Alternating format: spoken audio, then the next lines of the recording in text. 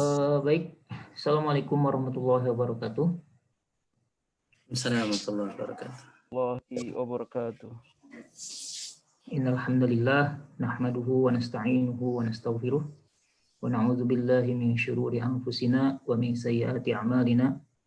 May yahdihillahu fala mudhillalah wa may yudlil fala hadiyalah. Asyhadu an la ilaha illallah wahdahu la syarikalah wa asyhadu anna Muhammadan abduhu wa rasuluh. Allahumma anta rabbi la ilaha illa anta khalaqtani wa ana 'abduka wa ana 'ala 'ahdika wa wa'dika mastata'tu. A'udzu bika min syarri ma sana'tu. Abu'u laka bi ni'matika 'alayya wa abu'u bi dhanbi faghfir li fa innahu la yaghfiru dzunuba illa anta. Bapak-bapak, ibu-ibu sekalian, Yuhan akhwat rahimakumullah, alhamdulillah kita diizinkan oleh Allah Subhanahu wa taala kembali bertemu di majelis taklim mingguan kita untuk membahas kitab Arba'in An-Nawawi atau 40 kumpulan hadis Imam An-Nawawi. Alhamdulillah sekarang kita sudah memasuki pembahasan hadis yang ke-17 yang akan dibawakan oleh Ustadz Topan. Untuk hadis yang ke-14 ini yaitu tentang perbuatan ihsan atau berbuat baik dan terbaik terhadap segala sesuatu. Izinkan saya menjadi moderator untuk pengajian kali ini, dan tanpa membuang banyak waktu, kita persilakan kepada Ustadz Topan untuk memulai pengajian ini. Tafadhol, Ustadz Topan.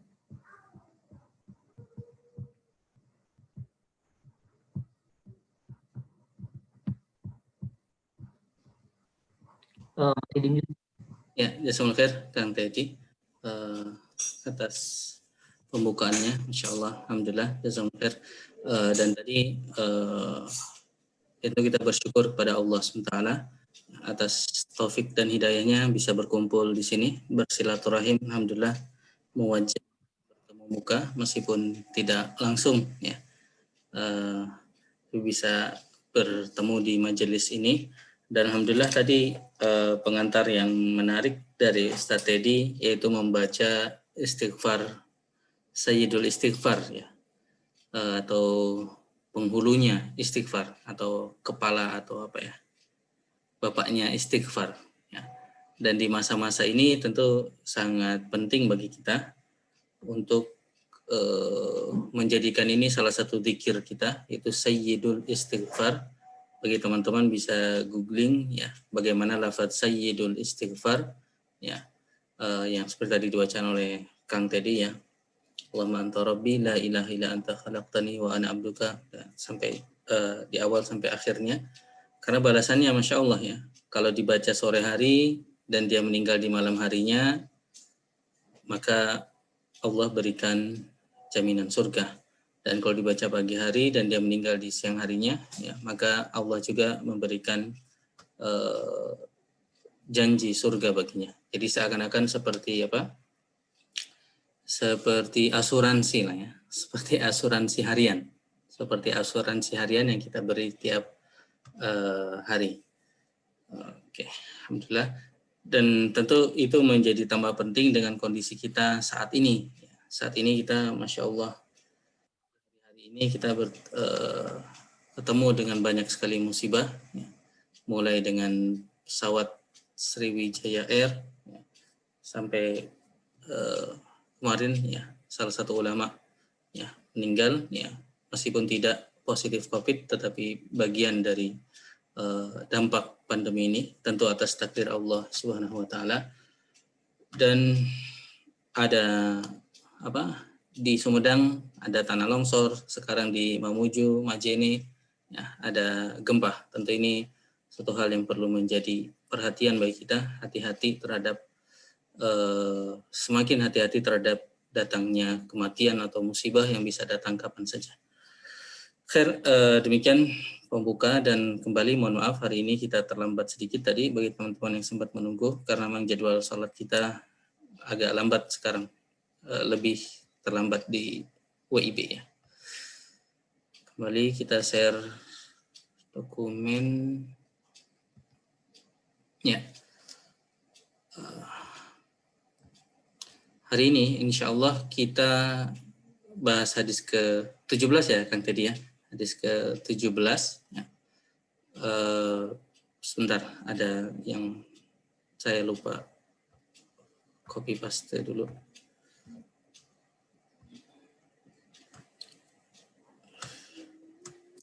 Oke, bisa diterjemahkan nanti.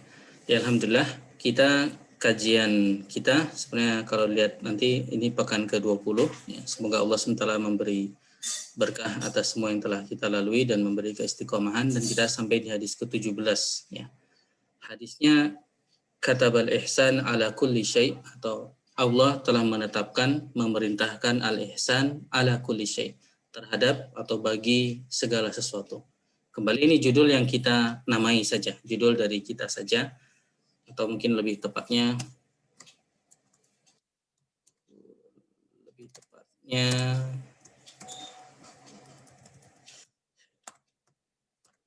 kutibal ihsan ala kulli syai'.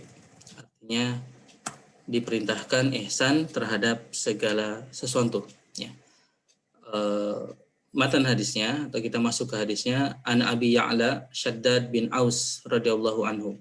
Dari kita kali ini Abu Ya'la Shaddad bin Aus radhiyallahu anhu. Radhiyallahu anhu. Rahmatnya ada dua. Ya. An Rasulullah sallallahu alaihi wasallam, dari Rasulullah sallallahu alaihi wasallam ya. Di mana kita sallallahu alaihi wasallam bersabda, innallaha katabal ihsan ala kulli syai'. Sesungguhnya Allah SWT ya, kataba al-ihsan. Secara harfiah maknanya kataba artinya menuliskan al-ihsan, tetapi para ulama usul, ya, ulama usul fikih nanti akan kita jelaskan ya. Kita baca di sini memerintahkan berbuat baik terhadap segala sesuatu. Jadi sesungguhnya Allah SWT memerintahkan berbuat baik ala kulli syai', terhadap segala sesuatu. Ya, jadi makhluk ini, makhluk Allah SWT, tentu secara khusus umat beriman, berislam, ya, diperintahkan oleh Allah SWT untuk berlaku al-ihsan, ya, ala kulli syai', terhadap segala sesuatu. Jadi kalau mau dilihat bentukan kalimat utama dari Nabi kita SAW adalah sampai sini, kalimat utamanya. Innallaha katabal ihsana ala kulli syai'. Sesungguhnya Allah SWT memerintahkan al-ihsan ala kulli syai'in, ya, terhadap segala sesuatu. Kelanjutannya penjelasan dari Nabi kita Muhammad sallallahu alaihi wasallam ya. Fa idza qataltum, ya, menjelaskan dalam bentuk contohnya. Fa idza qataltum, maka ya, jika kalian membunuh ya, fa ahsinu al-qitlah, maka baiklah atau berlaku baiklah, berbuat baiklah dalam pembunuhan. Artinya dalam proses pembunuhan itu, ini tentunya yang dimaksud pembunuhan yang memang sesuai syariat ya. Pembunuhan yang kita sempat bahas dalam hadis sebelumnya, orang yang misalnya diqisas, maka proses pembunuhannya juga dilakukan dengan baik ya, ada aturannya ya. Wa idza dzabahtum, dan contoh yang kedua, wa idza dzabahtum, dan jika kalian menyembelih, fa ahsinu adzibha, maka perbaikilah atau sembelihlah dengan cara yang ihsan ya, dengan cara yang baik ya. Lebih detail lagi cara yang baiknya, wal yuhidda ahadukum syafratahu, hendaklah seseorang di antara kalian yuhidda, yaitu menajamkan pisaunya, syafratahu, ketika menyembelih, wal yurih dzabihatahu, dan yurih dzabihatahu, dan hewan sembelihannya itu dibuat nyaman ya. Jadi Masya Allah susunannya, contoh pertama, idza qataltum fa ahsinul qitlah, jika membunuh ya, maka membunuhlah dengan baik, artinya dengan cara yang baik yang diajarkan oleh syariat ya. Wa idza dzabahtum, dan jika menyembelih maka sembelihlah dengan cara yang baik ya. Sini bahkan disebutkan detail lagi, wal yuhidda ahadukum syafratahu wal yurih dzabihatahu ya. Di kurang lebih strukturnya kalau kita lihat, kalimat utama, pesan utamanya, innallaha katabal ihsan ala kulli syai'. Sesungguhnya Allah SWT katabal ihsan, ya, memerintahkan al ihsan, ya, perbuatan baik, ala kulli syai, kepada segala sesuatu. Fa idza qataltum fa ahsinul qitlah. Jika kalian membunuh, maka membunuhlah dengan cara yang baik. Wa idza dzabhtum fa ahsinud dzibhah. Jika menyembelih, sembelihlah dengan cara yang baik. Wal yuhidda ahadukum syafratahu wal yurih dzabihatahu. Ya. Tajamkan pisaunya dan buat nyaman hewannya. Jadi hewannya dibuat nyaman. Hadisnya diriwayatkan oleh Imam Muslim. Ya. Kita akan baca syarah Imam Nawawi, tapi untuk hadis ini Imam Nawawi hanya memberikan satu paragraf lah ya, dua bagian, dua penjelasan ya, yang digabungkan dalam satu paragraf, sehingga kita seperti biasa akan kita tambahkan dari beberapa dari buku Fathul Mubin ya, yang ditulis oleh Ibnu Hajar Al-Haytami. Beberapa hal catatan dikit, ini diriwayatkan oleh Imam Muslim dan kita sedang bicara hadis Arba'in An-Nawawiyah. Ini karya buku kecil dari Imam Nawawi. Nanti kalau kita belajar lebih buku-buku yang lebih besar dari Imam Nawawi, ada di antara mahakarya dari Imam Nawawi adalah syarah terhadap Sahih Muslim, ya. Syarah terhadap Sahih Muslim. Jadi Imam Muslim pun memberi syarah hadis ini ketika terdapat di Sahih Muslim, di buku Sahih Muslim. Dan syarah Sahih Muslim Imam Nawawi, para ulama seakan mengakui termasuk atau boleh dibilang syarah yang terbaik ya untuk Sahih Muslim. Dari Fathul Mubin karya Ibnu Hajar Al-Haytami, akan kita bahas tentang ihsan dan tentang ini yang terakhir tadi kita copy paste tentang kalimat kata ba'ala. Ya, kita bahas ini dulu kalau lihat susunannya. Jadi maaf, ini belum sempat ditulis susunannya. An Rasulullah sallallahu alaihi wasallam, dari Rasulullah sallallahu alaihi wasallam, innallaha kataba. Ini kalimat kataba. Innallaha kataba ala, menulis ala. Ya. Maka makna kataba di sini memang menulis secara harfiah ya, tetapi sebenarnya maknanya talaba wa aujaba, yaitu menuntut dan mewajibkan. Jadi ada dua hal, menuntut atau memerintahkan dan mewajibkan. Ya. Jadi menuntut ini mungkin istilahnya perintah tetapi tidak wajib, wa aujaba dan mewajibkan. Ya. Dan ini sebenarnya kaum muslimin sudah sangat kenal dengan pemahaman ini. Ya. Kalau kita ayat tentang saum, ya, kan ayatnya kutiba alaikumus saum. Ya. Ya ayyuhallazina amanu kutiba alaikumus saum ya. Siamu. Ya, afwan, astagfirullah. Kutiba alaikumus siyamu. Kutiba alaikumu asyam. Alaikum. Ya. Kalau harfiahnya ya tentu telah ditulis bagimu, tapi bukan maknanya ditulis, tapi maknanya adalah diwajibkan bahkan. Ya, diwajibkan. Jadi para ulama di sini sebutkan para wal usuliyin, para ulama usul ya, fuqaha, ulama fikih dan ulama usul memahami bahwa kata ba'ala itu maknanya bisa wajib. Tetapi Ibnu Hajar mengatakan di tempat ini, lakin al-muraduhuna, yang dimaksud dalam hadis ini adalah mutlaqut talab, yaitu memerintah secara umum. Jadi ada yang sunnah, ada yang wajib. Ya. Jadi ketika disebutkan dalam judul kita tadi, kita terjemahnya Allah memerintahkan al-ihsan kepada segala sesuatu. Segala sesuatu iya, tetapi ada yang wajib, ada yang sunnah. Ya. Li'annahu a'ammu faidatan. Karena makna ini lebih luas faidahnya. Ya.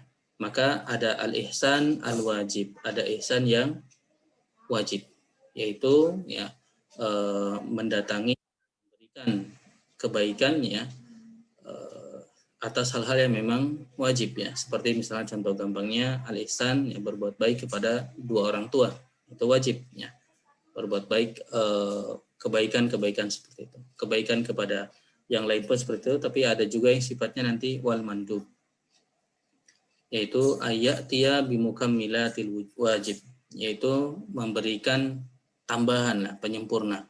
Jadi yang wajibnya sudah diberikan, lalu dia memberikan lebih lagi, ya, memberikan satu hal yang lebih. Ya, sehingga kembali kita terjemahkan Allah memerintahkan.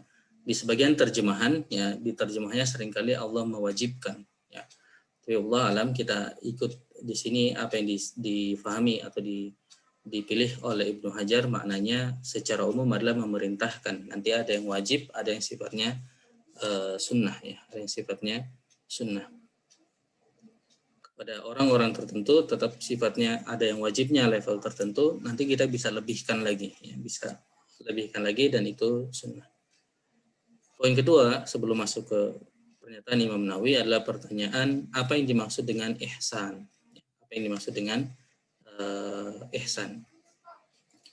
Ibnu Hajar menyebutkan al-ihsan adalah masdar dari ahsana idza ata bil hasan. Jika seseorang mengerjakan kebaikan, itu bahasa Arabnya ahsana, ya, dia mengerjakan kebaikan. Masdarnya atau kata asalnya adalah al-ihsan. Ya. Dan definisinya di sini, ini penting bagi kita, apa itu ihsan? Kebaikan adalah ma hassanahu syar'. Ma hassanahu asyar'u. Ya, apa yang dinilai baik oleh syariat. Lal aqlu atau lal aql, bukan oleh akal. Khilafan lil mu'tazilah. Ini berbeda dengan mu'tazilah. Ya, sini dalam terjemah kita sebut bukan semata oleh akal.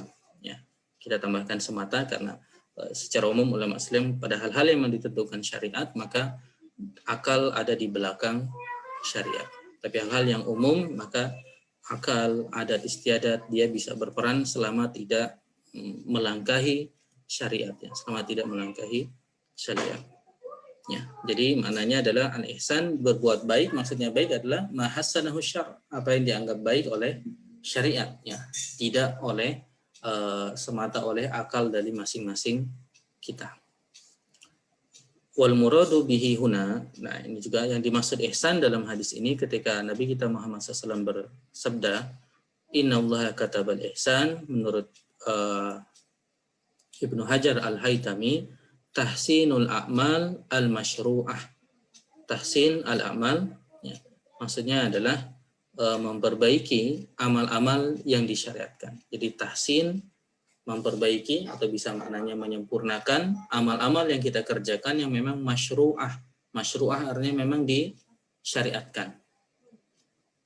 Maksudnya dari penjelasan lebih lanjutnya kita bisa pahami, la mujarradul in'am alal ghair. Ya, tidak semata memberi kebaikan pada orang lain. Jadi ihsan tidak berarti sesuatu yang sifatnya dalam bahasa Arab istilahnya muta'addi, ada objeknya, atau dalam bahasa Indonesia transitif, ya, ada objeknya. Jadi ihsan itu bukan hanya kebaikan kepada orang lain saja, tetapi memperbaiki apa yang diperintahkan oleh syariat, termasuk apa yang kita kerjakan untuk diri kita, ya, termasuk apa yang diperintahkan Allah SWT yang itu tidak ada objeknya.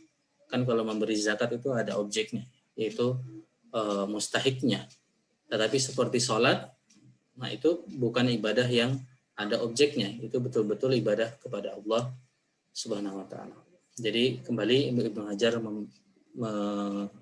memberikan penjelasan lebih umum, ya, bahwasanya ihsan itu tidak hanya berbuat baik kepada orang lain, tetapi termasuk memperbaiki semua amal soleh yang disyariatkan oleh agama kita. Ya. Beliau menambahkan sini li'annal ihsan, karena ihsan fil fi'li, dalam amalan kita, ya'udu minhu naf'un alaihi wa ala ghairihi. Manfaatnya kalau kita ihsan artinya menyempurnakan atau memperbaiki amalan kita, manfaatnya itu kembali kepada kita dan kembali kepada orang lain. Jadi kembali kepada kita untuk amal yang memang tidak ada objeknya tadi, amal-amal yang ghair muta'addi dalam bahasa Arab, ya, atau dalam bahasa Indonesia intransitif, tidak ada objeknya, ya, seperti sholat, maka manfaatnya kembali kepada kita. Dan untuk amalan-amalan yang memang ada objeknya, memberi zakat, memberi kebaikan, dan lain sebagainya, itu selain buat kita juga ala ghairi, buat selain kita. Jadi buat kita dan juga ala ghairi, dan kepada orang lain. Ya. Dan di sini kalimat yang penting dan menarik, fa haqqa ala man syara'a fi syai'in minha, dan apa? Ya, benar atau baik orang yang mengerjakan sesuatu fi syai'in dari amal-amal itu minha ayyatiya bihi ala ghayati kamali. Ketika dia mendatangi amalan apapun itu, dia kerjakan ala ghayati kamali. Ini mungkin kalimat bahasa Arab yang menarik sebenarnya, ala ghayati kamali. Jadi ketika dia mengerjakan apapun itu, dia kerjakan ala ghayati kamali, dengan sebaik mungkin. Ya, di sini terjemahkan. Ya, jadi ketika dia mengerjakan apapun ibadah, konsep ihsan yang dalam hadis ini adalah dia mengerjakannya dengan sebaik mungkin. Ya, kita masuk dalam hadisnya dicontohkan ketika dia menyembelih, maka dia sembelih dengan sebaik mungkin. Ya, dia sembelih dengan sebaik mungkin, pisaunya ditajamkan, dan dia pun tidak melakukan hal-hal yang membuat si hewan yang mau disembelih itu adalah tidak nyaman. Ya. Falyuri dzabihatahu.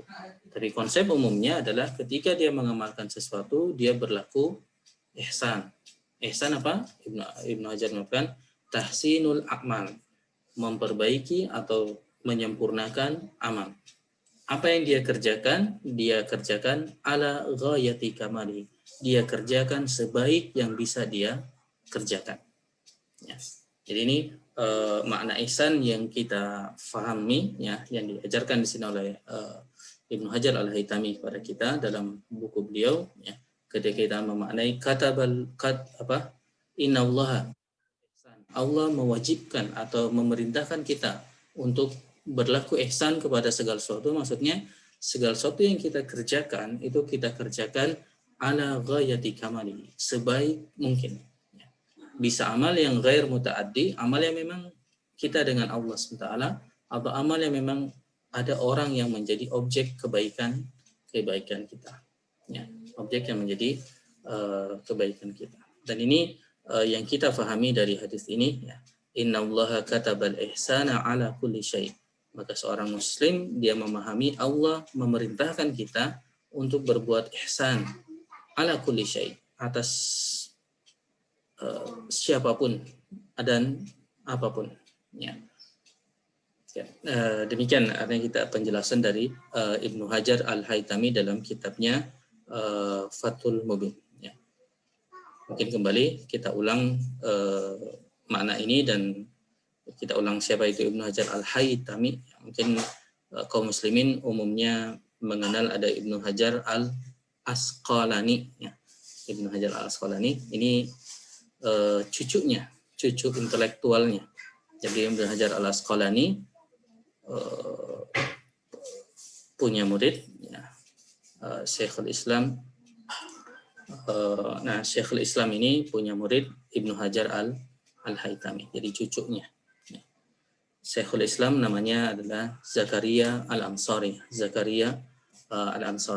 Ya. Lalu punya murid lagi namanya Ibnu Hajar Al-Haytami. Ya. Jadi ini dua hal pengantar sebelum masuk di komentar Imam Nawawi yang kebetulan dalam buku beliau Arba'in Nawawi ini singkat, ya, memberikan contoh-contoh. Ya. Fair.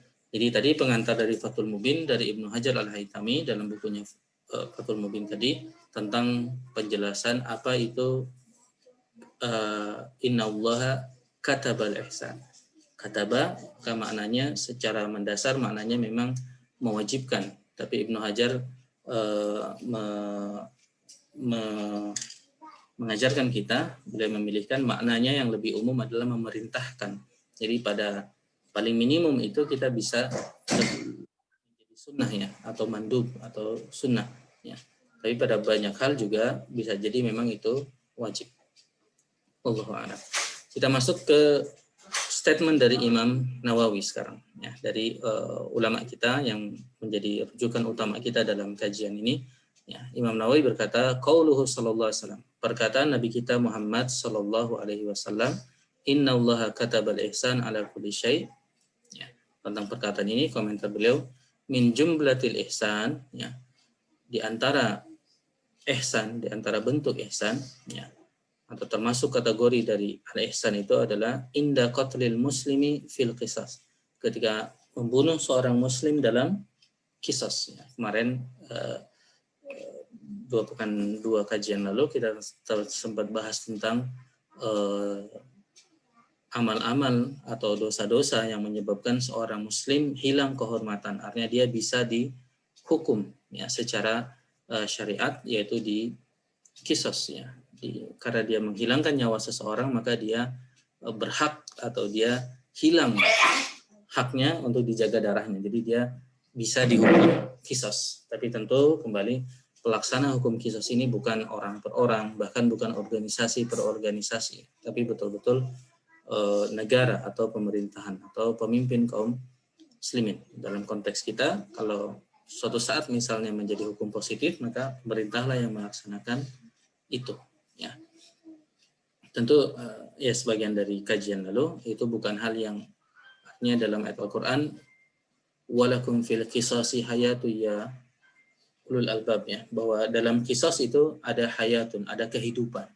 Jadi orang yang mengira kisos itu kejam, maka bertentangan dengan ayat Al-Qur'an tersebut. Justru dalam kisos ada kehidupan. Kita ulang sedikit, kehidupan bagi siapa? Kehidupan pertama, dengan adanya kisos, maka banyak pembunuhan yang bisa dicegah karena orang jadi mikir berulang-ulang ketika mau membunuh. Sekarang mungkin orang berpikir saya bunuh paling saya di penjara berapa tahun ya, setelah itu bebas. Tapi kalau hukumannya hilang juga nyawanya, kan hilang nyawa itu udah nggak bisa ngapa-ngapain lagi. Artinya sehingga kembali banyak nyawa yang bisa terselamatkan. Itu maknanya walakum fil qisasi hayatun. Ada kehidupan dalam qisas. Mana yang kedua, bagi orang yang juga melakukan pembunuhan, maka qisas adalah proses untuk pengampunannya. Ya. Dia diampuni oleh Allah SWT dengan hukuman itu ya, dengan hukuman itu. Tentu kalau dia ridho dengan hukuman tersebut. Ya. Khair. Ini contohnya qatlil muslim fil qisas. Ya, dibunuhnya seorang muslim dalam qisas. Ya. Bukan lalu kita bahas ya, ada secara fikih ada 3 jenis pembunuhan. Bisa teman-teman simak kembali dalam rekamannya. Fil qisas, maka hendaknya dia memilih alat qisas yang baik ya. Jadi ketika pembunuhan, misalnya ketika seorang dibunuh, maka hendaknya tentu dia dieksekusi dengan alat yang memang untuk membunuh dan itu alatnya baik ya. Dan tidak membunuh bi'alatin kalatin, dengan alat yang tumpul, artinya alat yang akan menyiksa orang tersebut ya. Yang menyiksa orang tersebut. Ini tentu menjadi diskusi meskipun mungkin level advance diskusinya perlu tanya tentang beberapa hukum misalnya dengan di listrik lah atau hal lainnya. Wallahu a'lam. Ya, jadi ini statement bagian pertama dari Imam Nawawi, ini masih koma sebenarnya, tapi kita pisahkan tentang ihsan. Yang kedua, wa kadzalik, begitu juga yuhidda syafrah ya. Ketika dia menyembelih, maka dia menajamkan pisaunya inda dzabhi, ketika menyembelih ya, sebagaimana dalam hadisnya. Wa yurih al-bahimah, dan dia pun membuat nyaman ya, membuat nyaman al-bahimah, hewan sembelihannya ya, hewan yang dia sembelihan. Wala yaqta', dan dia tidak memotong minha, dari hewan tersebut, syai'an hatta yamut. Jadi dia hewan itu tidak dipotong, misalnya dipotong kakinya, dipotong perutnya, dipotong apanya sampai dia meninggal. Tapi ada tempat-tempat yang memang ketika dipotong atau ketika disembelih dia bisa langsung mati, sebagaimana diajarkan dalam syariat. Wala yuhidda siqin qibalata, dan dia juga ya, tadi disuruh untuk menajamkan. Dan menajamkannya pun tidak di depan dari hewannya ya, Masya Allah. Ini jadi menajamkannya saja, tidak di depan hewannya. Jadi istilahnya mungkin berperi kehewanan ya, artinya memperhatikan perasaan dari hewan tersebut. Ini diajarkan oleh syariat, ya, tidak hanya kepada manusia tapi juga bahkan kepada hewan, tidak menajamkan di depan ya, di depan hewan tersebut. Wa ayyurida 'alaiha al-ma' qabla dzabhi, bahkan sebelum itu ya diberikan dulu air ya, sebelum penyembelihan. Ini menurut Imam Nawawi untuk membuat hewan tersebut nyaman ya. Wala yadbahu al-lubun. Al-lubun ya, kita kenal laban, susu. Al-lubun artinya hewan yang sedang banyak susunya ya. Wala dzatal walad, dan artinya banyak susunya, jadi itu memang hewan yang sedang menyusui anaknya ya. Wala dzatal walad, dan ketika dia punya anak ya, hatta yastaghniya anil laban, hingga anak-anak itu, anak hewan itu bisa yastaghni, bisa mandiri ya, tidak bergantung nyawanya terhadap susu dari induknya tersebut ya. Maka induk yang seperti itu tidak boleh dibunuh ya, karena ada anak-anaknya yang masih bergantung kepada dia. Masya Allah ya, bagaimana syariat disebutkan di sini oleh Imam Nawawi memperhatikan hal yang detail seperti itu, dan ini bisa kita kiaskan kepada kebaikan-kebaikan yang lainnya.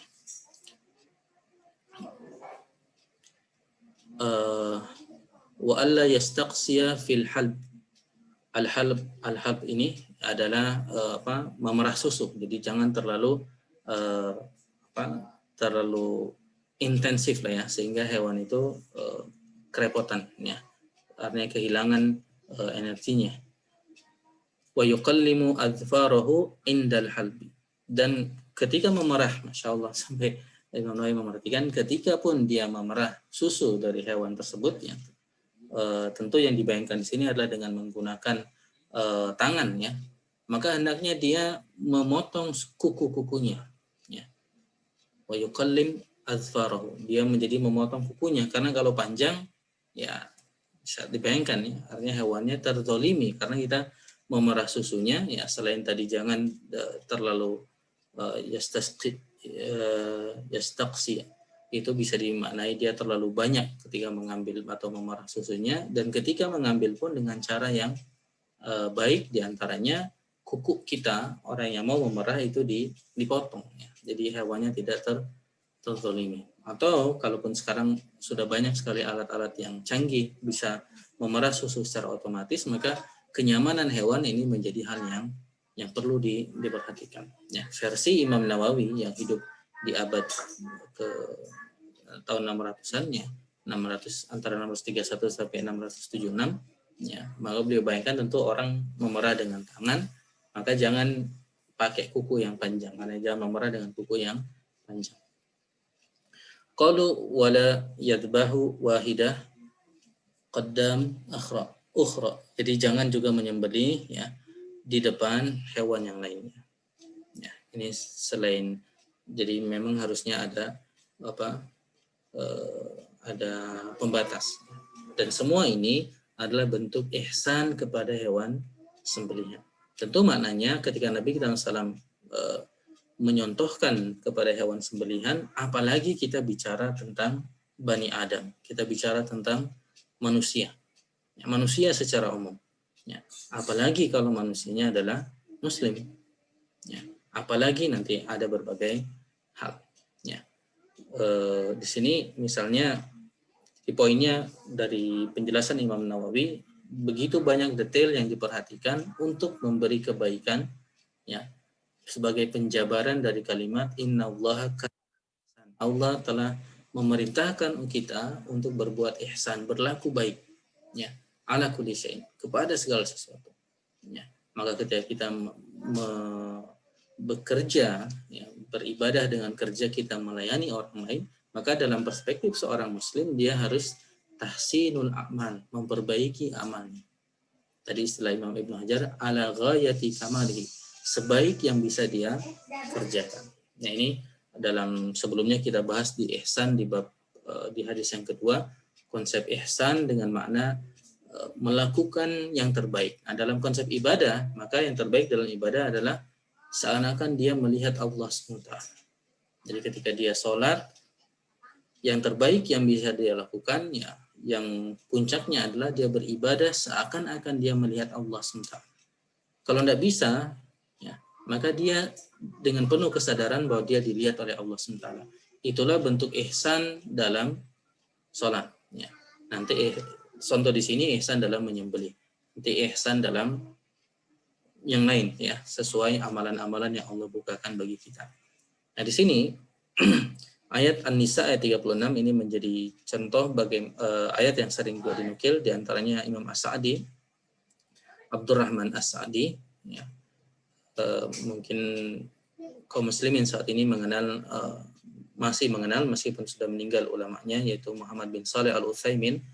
As-Sa'di ini guru dari Muhammad bin Saleh Al-Utsaimin, ya, ulama besar tentu di zamannya, ya. Banyak juga tentunya buku-bukunya. Memilih ayat ini sebagai penjelasan Allah memerintah kebaikan kepada segala sesuatu. Contohnya di ayat ini sebutkan, pertama, wa'budullaha wa la tusyriku bihi syai'an. Ini kebaikan kepada Allah SWT, yaitu dengan tidak mensekutukan Allah SWT. Meskipun tentu Allah tidak butuh dengan itu, ya. Artinya kalaupun kita mensekutukannya, Allah tidak ada masalah pada dasarnya. Artinya Allah marah, ya, tetapi tidak berarti Allah bergantung kepada amalan kita. Wabil walidain. Yang kedua adalah dua orang tua. Jadi ayat ini memberikan prioritas. Pertama, Allah. Yang kedua, dua orang tua. Ya, wabil walidaini ihsan. Ya, ihsan kepada dua orang tua. Bahkan dalam hadis-hadis lain sebutkan detail juga, di antara orang tua, ya, urutan pertama adalah ibu. Ummuka, ummuka, ummuka. Wabidil kurba, dan kerabat dekat, ya, kerabat yang dekat. Tadi dia muslim, dia manusia, dia muslim, sudah muslim. Di antara muslim di dunia ini Allah pilihkan dua muslim yang spesial, yaitu ibu dan bapak kita.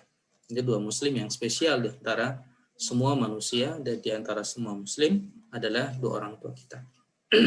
Bagi teman-teman yang mungkin orang tuanya non muslim, tetap mereka punya hak kebaikan karena kedekatan ini, karena mereka adalah orang tua, ya.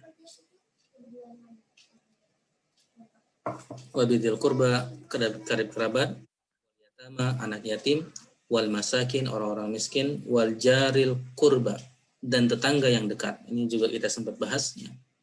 Tetangga yang dekat, wal jaril junub, dan tetangga yang jauh, ya. Imam Nawawi mendefinisikan terjauh adalah memang tetangga satu negara, satu negeri. Wasahib bil jambi, dan teman sejawat, ya, teman pekerjaan. Ya. Kalau kita lihat waktu yang kita habiskan, memang banyak sekali waktu kita dihabiskan itu dengan teman pekerjaan, ya. Kalau kita lihat, maka mereka berhak mendapat kebaikan dari kita. Wabni sabil, dan ibnu sabil, orang-orang yang sedang dalam perjalanan. Wa mamalakat aimanukum, dan hamba sahayamu. Di akhir Allah menyebutkan innallaha la yuhibbu man kana mukhtalan fakhura.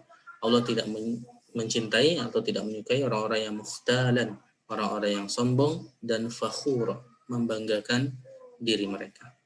Ya. Bahkan di sini Imam As-Sa'di juga memilihkan ayat surah Fussilat, ya. Jadi bukan hanya kepada orang-orang atau pihak-pihak yang disebutkan di surah An-Nisa, mulai dari Allah SWT tentu yang paling utama, ya, kemudian dua orang tua dan seterusnya, ya. Bahkan As-Sa'di menukilkan bahkan kebaikan itu juga diberikan, dan ini yang tentu cobaannya berat, susah, ya, kepada orang yang berlaku tidak baik kepada kita, ya.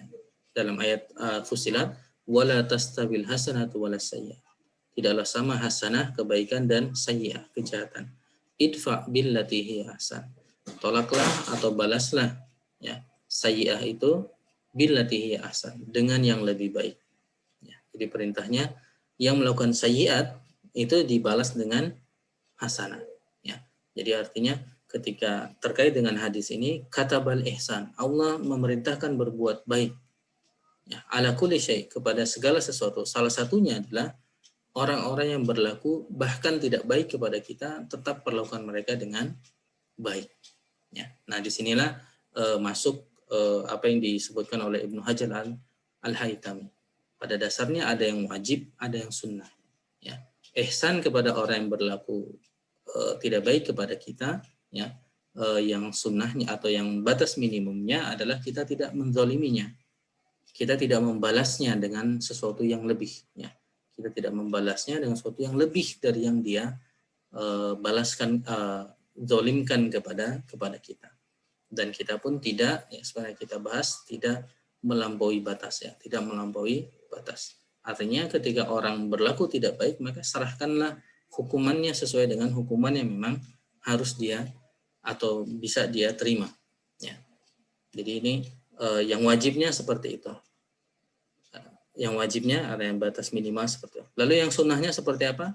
Kalau kita misalnya kita bahas juga dalam kisos, keluarga boleh dia memaafkan orang yang membunuh kerabatnya. Nah, itu sunnah, itu ihsan yang sifatnya sunnah, tidak wajib, tapi dia boleh untuk memaafkan.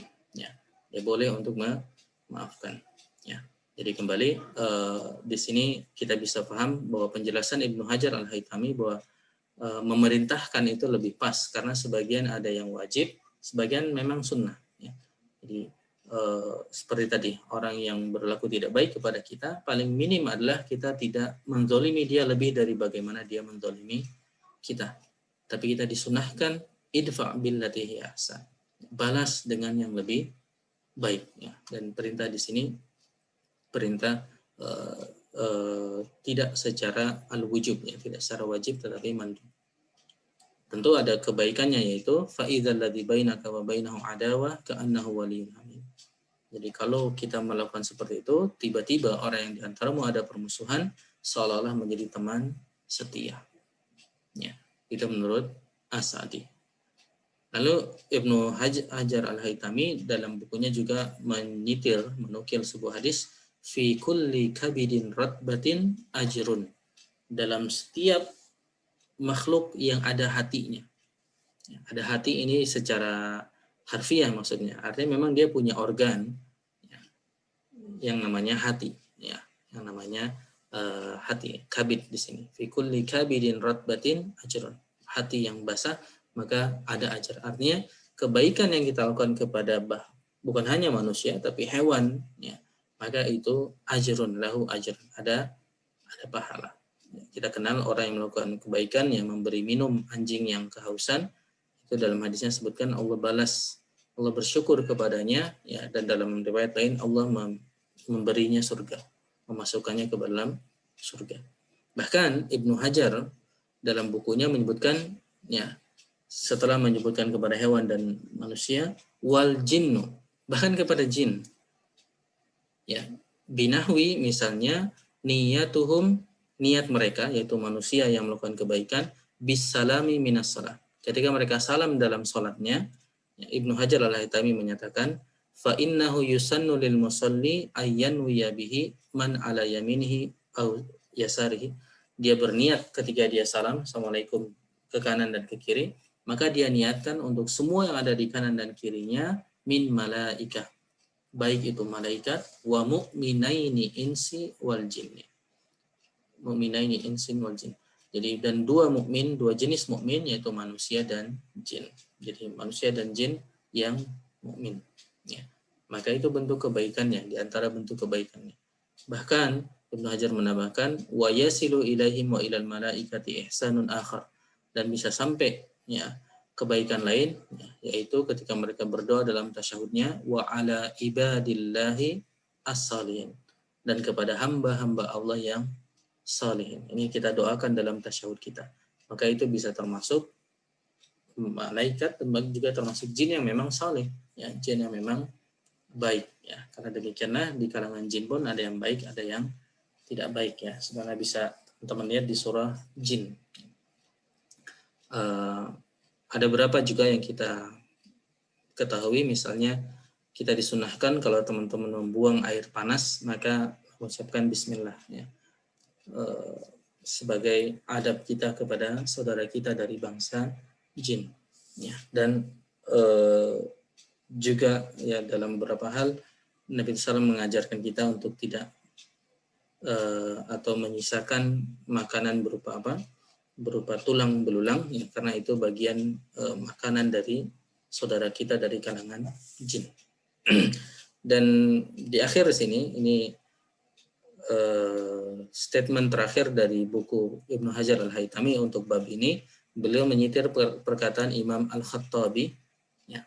Imam Al-Khattabi berkata di sini dalam buku beliau Ma'alimis Sunan, ya. Dan hadis yang beliau nukil nanti terdapat dalam Sunan Abi Dawud, Sunan Tirmidzi, dan Sunan Ibnu Majah dari Abu Darda. Imam Al-Khattabi mengatakan walamma kana ulama warasatul anbiya. Dan ketika para ulama adalah pewaris para nabi. Ya, jadi ulama itu pewaris para nabi. Wa mimma warathu minhum, dan di antara yang diwarisi oleh para ulama dari para nabi adalah ta'limun nas al-ihsan. Mengajari manusia tentang al-ihsan. Jadi Al-Khattabi rahimahullah seakan menekankan di antara warisan utama para nabi ya, yang membuat mereka betul-betul menjadi pewaris para nabi adalah ketika mereka juga mengajarkan ta'limun nas al-ihsan, mengajarkan manusia al-ihsan, kebaikan. Wa kaifiyatuhu, bagaimana caranya kebaikan tersebut, wal amru bihi ila kulli syai, dan memerintahkan kebaikan kepada segala sesuatu. Jadi para ulama adalah pewaris para nabi yang mengajarkan kebaikan, menyebarkan kebaikan kepada segala sesuatu. Gara-gara mereka berperan dengan salah satu warisan ini, yaitu ta'limun nas al-ihsan, mengajari manusia al-ihsan, Al-Khattabi rahimahullah menyebutkan alhamallahu ta'ala asya'a, maka Allah memberi ilham kepada makhluk-makhluk lainnya al-istighfar lil ulama, untuk beristighfar bagi para ulama ini ya. Jadi karena kebaikan mereka yaitu mengajarkan ihsan ya, ya, maka Allah memberi ilham ya kepada makhluk al-asya untuk beristighfar bagi para ulama ini. Kok bisa makhluk beristighfar ya? Itu tentu di luar, sementara ini di luar kemampuan kita untuk menyadari atau melihatnya, tetapi banyak nas yang menyebutkan ya, mukafa'atan lahum ala dzalik, sebagai mukafa'ah, sebagai balasan atas kiprah mereka karena mereka telah ta'limun nas al-ihsan, mengajari manusia al-ihsan. Ini peran ulama yang tentu kita berharap kita termasuk orang yang memainkan peran ini, ta'limun nas al-ihsan, mengajari manusia sikap al-ihsan. Dalam beribadah al-ihsan, dalam ibadah yang ada objeknya, ada orang lain yang menjadi dalam istilah sering kita sebut stakeholder, orang yang berkepentingan atas kebaikan kita, orang yang mendapatkan kebaikan kita, maka kita pun melakukan yang terbaik. Jadi bukan gara-gara orangnya sebenarnya, tapi gara-gara memang kita diperintahkan oleh agama ini untuk berlaku ihsan ya. Dalam hadis kita katabal ihsan ala kulli syai ya, mukafa'atan lahum ala dzalik. Dan Al-Khattabi menyitir sebuah hadis kama qala sallallahu alaihi wasallam, sebagaimana dikatakan oleh Nabi kita Muhammad SAW, innal alim, sesungguhnya seorang alim, la yastaghfiru lahu man fis samawati wa man fil ard, benar-benar akan beristighfar baginya siapa-siapa yang ada di langit dan ada di bumi. Yang ada di langit diantaranya maksudnya adalah para malaikat yang ada di langit ya. Berapa banyak malaikat yang ada di langit? Ya banyak sekali ya. Di antara gambarannya adalah ya, di langit itu ada Baitul Ma'mur seperti Ka'bah di dunia kita, di bumi kita, di dunia ya. Maka di langit ada juga, di kalangan malaikat ada namanya Baitul Ma'mur, dan disebutkan setiap hari ada 70.000 malaikat yang masuk ya, dan tidak pernah kembali. Artinya setiap hari ada 70.000 malaikat yang baru masuk ya.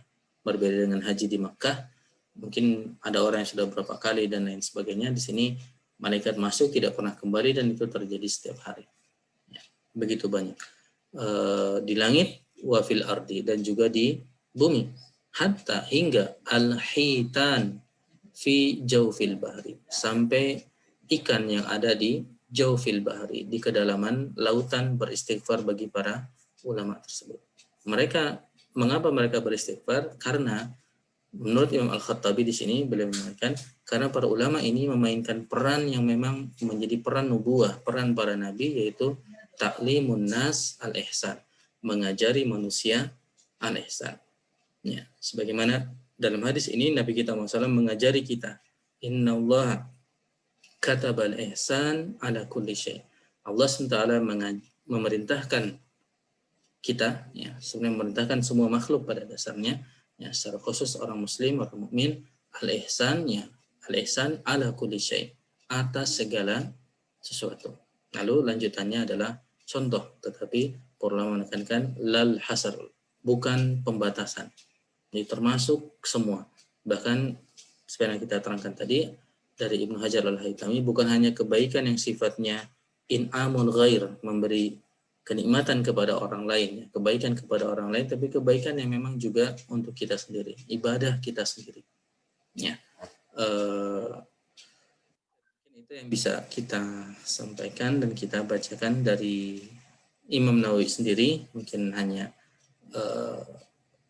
ya minimal kita bisa belajar perspektif Imam Nawawi untuk hadis ini. Dalam buku beliau yang ini, beliau menyampaikan sedikit dari beberapa hal yang detail ya tentang tadi, bahkan hal yang menarik, hal yang detailnya. Wa yuqallimu adfarahu, hendaknya kalau dia merah hewan, ya, memerah susu hewan, hendaklah dia memotong kukunya. Poinnya adalah dia harus berbuat ihsan kepada hewan tersebut. Nah ini kalau kita kiaskan kepada hal umum, ya, maka seorang muslim selalu mencoba memberi yang terbaik yang bisa dia lakukan. Ya. Konsep ini yang juga kita singgung ketika di hadis kedua, yaitu konsep al-itqan, konsep mutkin. Ya, dalam hadis sebutkan, innallaha yuhibbu, sesungguhnya Allah cinta,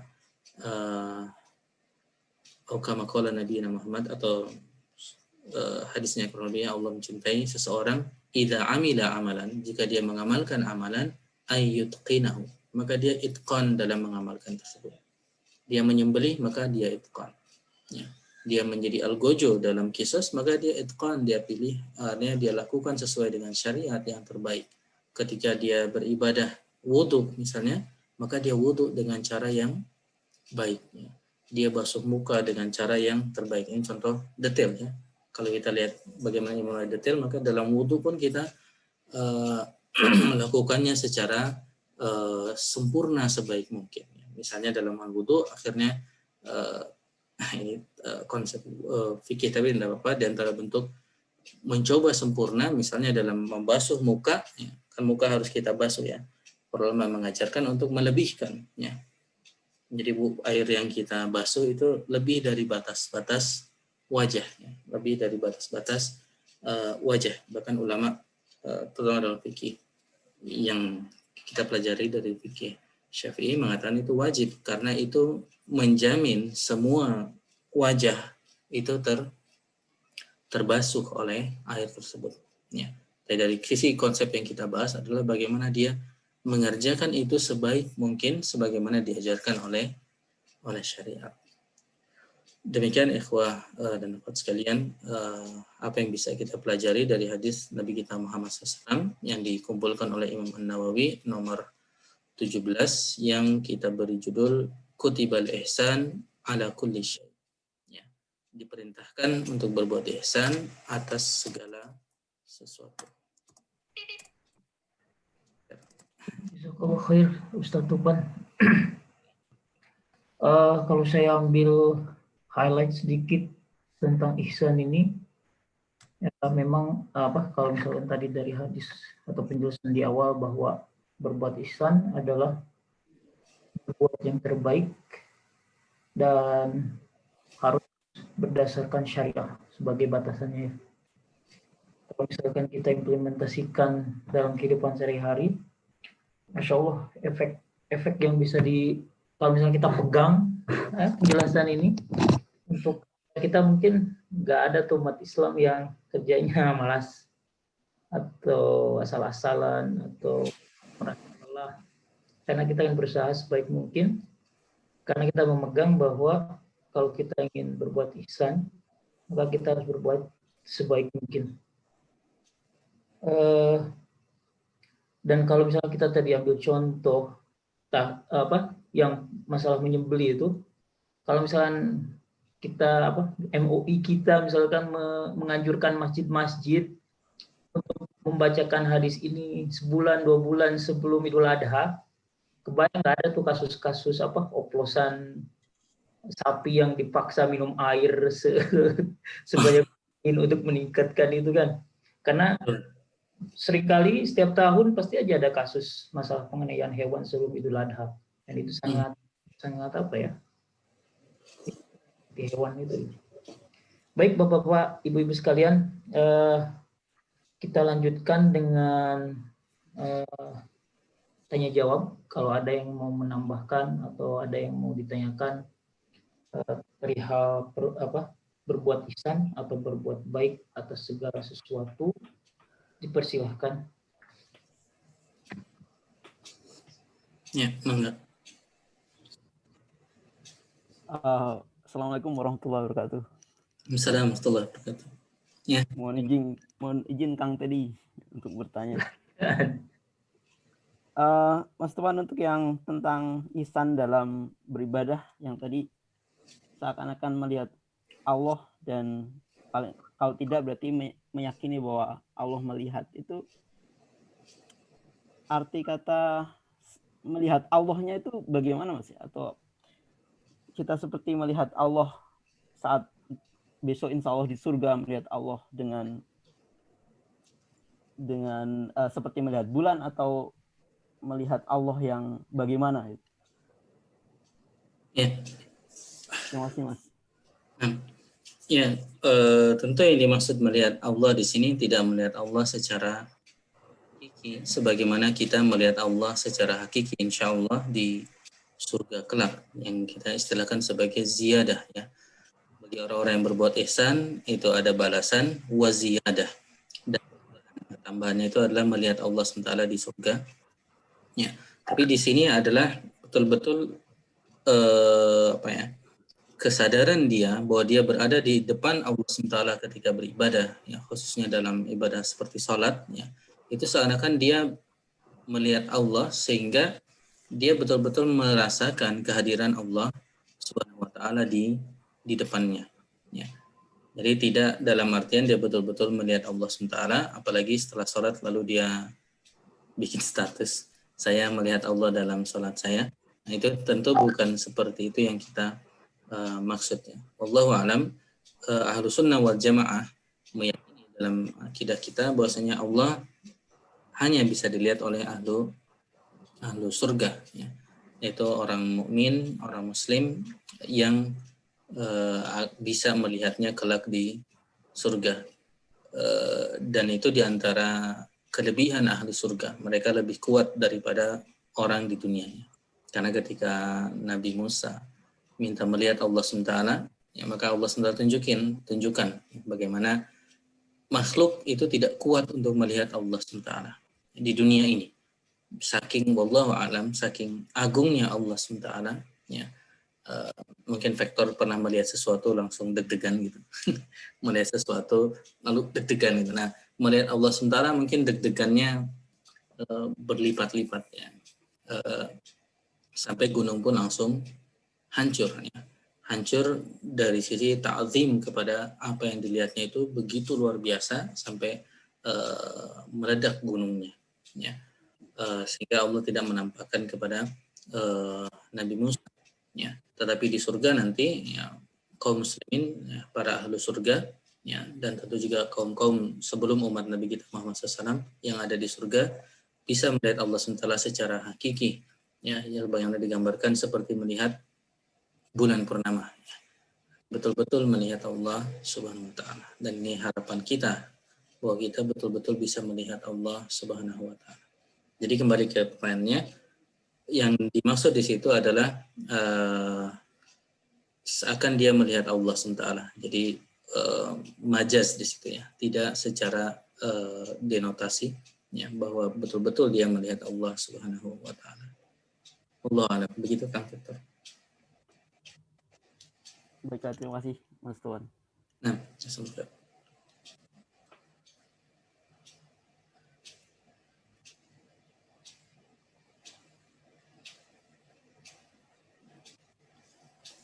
Maaf, saya mute. Oke, silakan kalau ada pertanyaan yang lain. Di chat ya ada. Ada di chat. Oh. Oke, dari Rama. Assalamualaikum Ustaz. Apakah dari hadis yang dibahas kita diajar akan mengejar kualitas daripada kuantitas, misalkan dalam hal ibadah membaca Quran. Apakah demikian? Ya, ya sebenarnya boleh dibilang dua-duanya ya. Artinya ini, ketika kita, jadi ada 2 poin sebenarnya. Kita bisa memperbaiki bacaan, maka alhamdulillah itu tentu bagus. Bagi orang-orang yang memang tidak mampu, tidak bisa, atau tidak punya akses kepada ilmu atau guru, maka dia bisa membaca itu, maka kelebihan dia diantaranya dia bisa baca dengan lebih banyak. Cara satu-satunya cara bagi mereka adalah dengan membaca sebanyak mungkin. Dan dia bisa jadi mengalahkan orang yang bacaannya bagus, tapi jarang baca. Artinya bacaannya bagus, kualitasnya bagus ya, tadi satu sisi ekstrimnya, kualitinya oke, mungkin dia baca ya misalnya dia betul-betul bisa mengambil ilmu dari misalnya kita ambil nama ulama kita yang baru saja meninggal ya, Syekh Ali Jabir rahimahullah, semoga Allah merahmati beliau, mengampuni dosa-dosa beliau ya. Dia belajar dari video atau apa, tetapi jarang baca Quran misalnya ya. Tapi ada murid lainnya, ada anak lainnya, dia tidak terlalu pandai, tapi dia semangat membaca Al-Quran. Jadi pada dasarnya dua-duanya, ya. Karena di antara bentuk tadi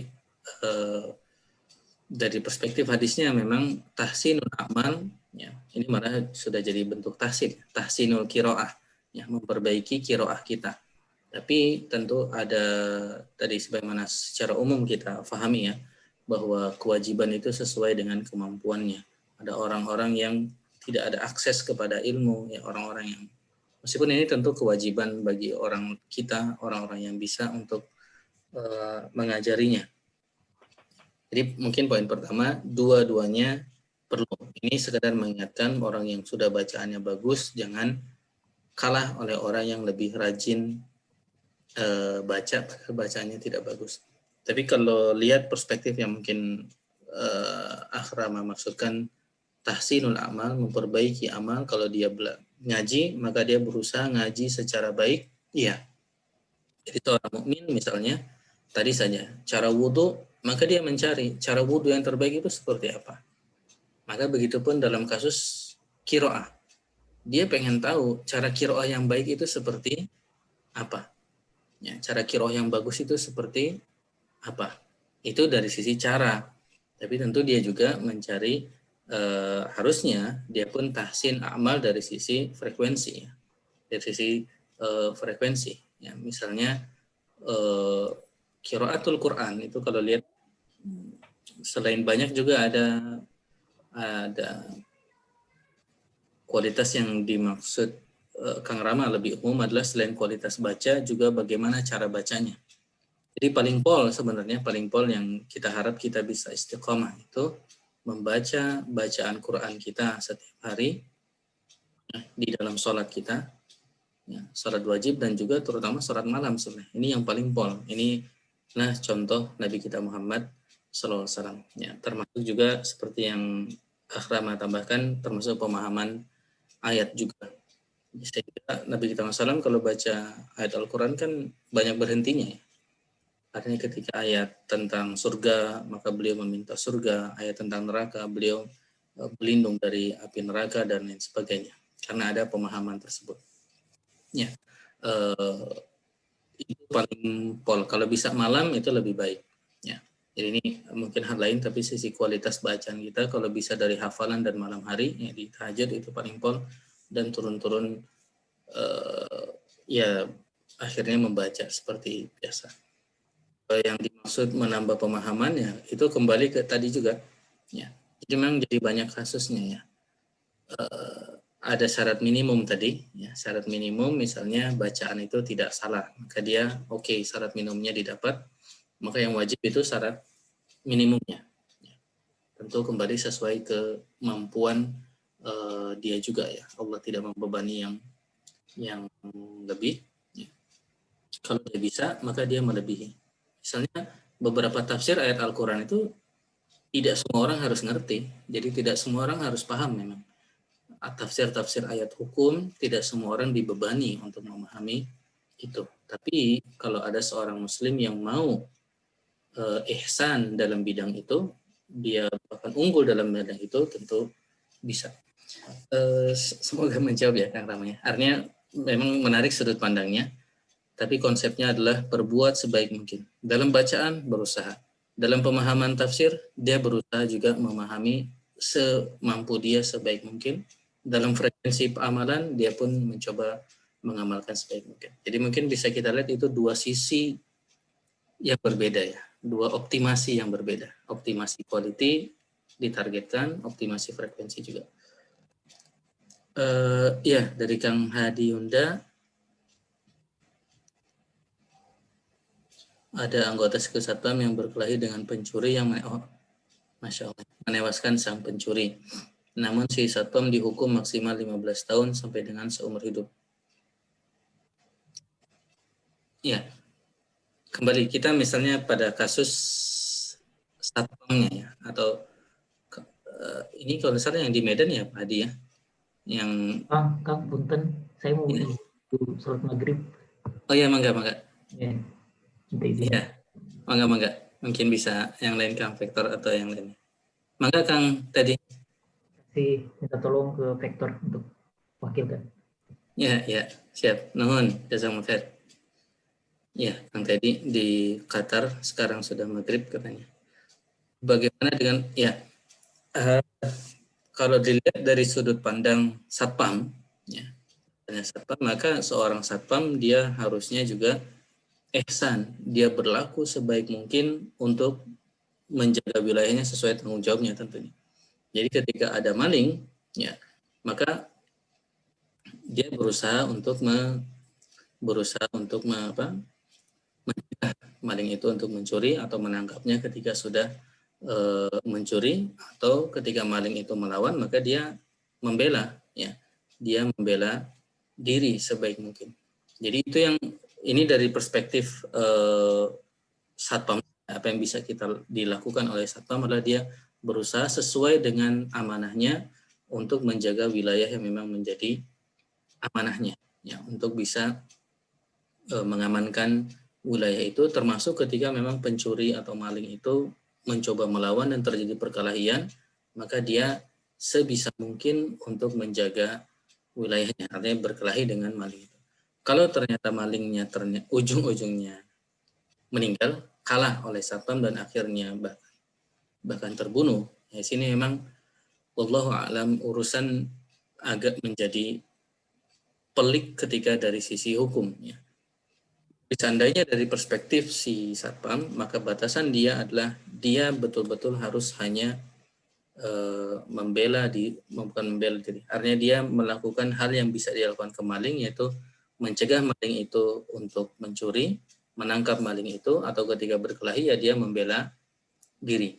Maksudnya ada kejadian yang mungkin, dan ini dari sisi hukum, ini sebenarnya sisi yang dicari. Apakah ada masa di mana maling itu sudah tidak bisa apa-apa ketika berkelahi? Ya. Jadi maling itu misalnya udah kalah, udah jatuh, udah tidak bisa apa-apa, bisa sebenarnya ditangkap dan diborgol, tetapi satpam ini melampaui batas sehingga dia lebih dari kadarnya tadi.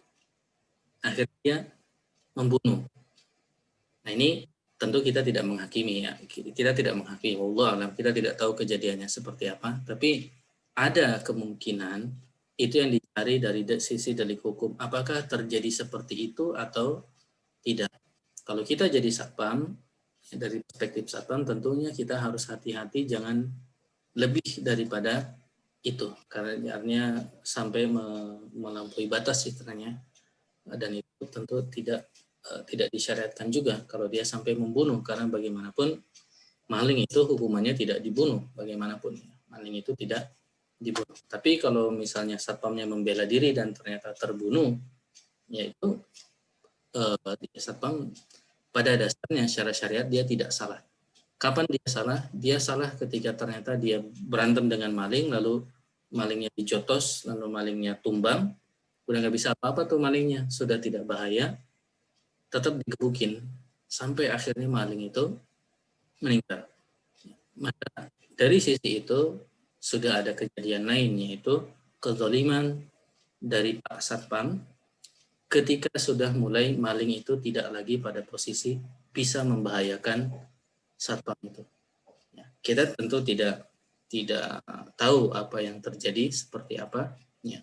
Dan bagi satpam tentu yang penting adalah hukum di hadapan Allah SWT, dan hukum di dunia dia harus bisa menjelaskan itu sebaik mungkin di pengadilan nanti apa yang terjadi. Ya, termasuk misalnya ada orang datang ke rumah kita, mau kita dapati malingnya, maka kita berantem, iya. Dan dalam perkelahian itu bisa jadi misalnya dia bawa pistol lalu tidak sengaja tertembak tapi mengarah ke maling itu, maka ya itu secara syariat kita tidak disalahkan.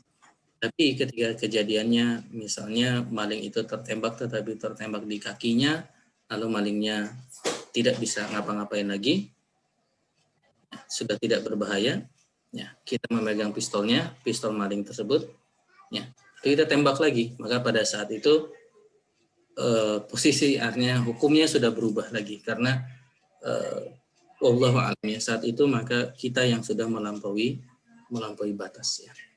Meskipun pada kondisi tertentu bisa jadi dia ketakutan dan lain sebagainya, wallahu a'lam. Wallahu a'lam. Jadi yang jelas berusaha sebaik mungkin, dan di antara bentuk sebaik mungkin adalah menjaga batasnya, menjaga batasnya tadi, ya, ada batas-batasnya, wallahu a'lam. Dan tentu ini sebenarnya tadi ini tidak membahas kasus per kasus, ya, wallahu a'lam. Dan bagi satpam yang dihukum 15 tahun penjara bahkan sampai dengan seumur hidup, ya, ya, kembali semoga Allah memberinya ampunan kalaupun salah dengan hukuman tersebut, dan kalaupun beliau ditolimi maka semoga mendapat balasan di sisi Allah Subhanahu wa Ta'ala. Namanya keadilan di dunia memang susah, meskipun dia harus berusaha menjelaskan sebaik mungkin. Wallahu a'lam. Mungkin begitu Pak Hadi, punten.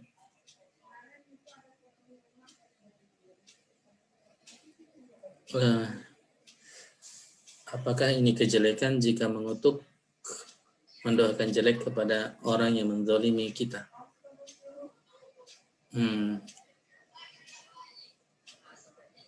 Itu pada dasarnya tergantung kezalimannya. Hanya kezaliman yang Nabi kita SAW seperti pernah mendoakan dan melaknat orang yang masyhur dengan sampai akhirnya ada syariat kunut. Maka itu memang kaum itu telah membunuh 70 sahabat para penghafal Quran. Ini maka ya bisa dilihat kasusnya, Kang Rahmat, ya, apakah mendoakan kejelekan itu baik atau apa kejelekan. Yang jelas pada dasarnya kalau kita lihat apa ya, bukankah mendoakan yang baik itu lebih baik, meskipun artinya kembali tadi, kalau memang orang itu salah maka kita serahkan kepada hukum, dan ini diantara bentuk kita menjaga hati kita. Jadi menjaga hati kita dan menyadari semuanya ini atas hikmah dan takdir Allah SWT, maka kita perlu hati-hati. Sempat kita bahas juga dalam majelis ini tentang dendam yang ada dalam hati kita, sehingga kita betul-betul ingin orang itu kasiksa, istilah orang Sunda, ya, ingin melihat dia tersiksa dan lain sebagainya. Ya, maka pada dasarnya kalau orang itu salah, maka kita boleh menghukum orang itu sesuai dengan kesalahannya, ya, sesuai dengan kesalahannya.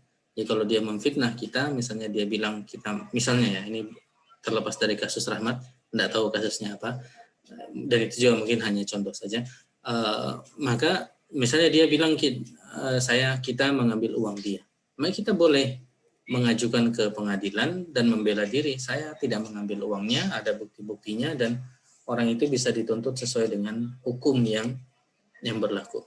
Tapi tidak lebih dari itu, ya, tidak lebih dari itu. Misalnya kita ingin mukulin orang tersebut dan lain sebagainya karena kesel. Nah, disitulah hal yang tadi istilahnya sudah di luar batas-batas. Jadi kalau ada orang salah, serahkan saja kepada hukum, dan itu boleh. Ya, itu boleh menghukum orang, itu boleh. Ya. Jadi Islam tidak mengajarkan semua orang dimaafkan. Orang boleh dihukum. Ada orang yang zalim kepada kita, misalnya dia mengambil harta kita, boleh kita tuntut. Boleh kita tuntut bahwa dia mengambil harta kita. Ya. Dia mengambil tanah kita misalnya. Ya. Ini sering terjadi sengketa tanah. Dia mengambil hak kita, dia mengambil apapun yang bukan hak dia, hak kita, tapi dia ambil, kita boleh menegakkan hukum, kita boleh menuntut dia. Tapi ingat, kita tidak boleh membalas atau menuntut lebih dari yang dia kerjakan. Misalnya mendoakan kejelekan, semoga dia mendapat musibah apa. Ya. Karena bisa jadi biasanya yang kita doakan itu lebih gede daripada kezaliman itu. Wallahu a'lam. Masya Allah. Ya. Ya. Kami difitnah dan kami disebut sama. Ya. Kembali dan ini konsepnya, meskipun tentu tidak semudah konsep ini ya. Jadi seorang muslim seharusnya tetap bisa tadi pada batas paling mendasar dia bisa sabar.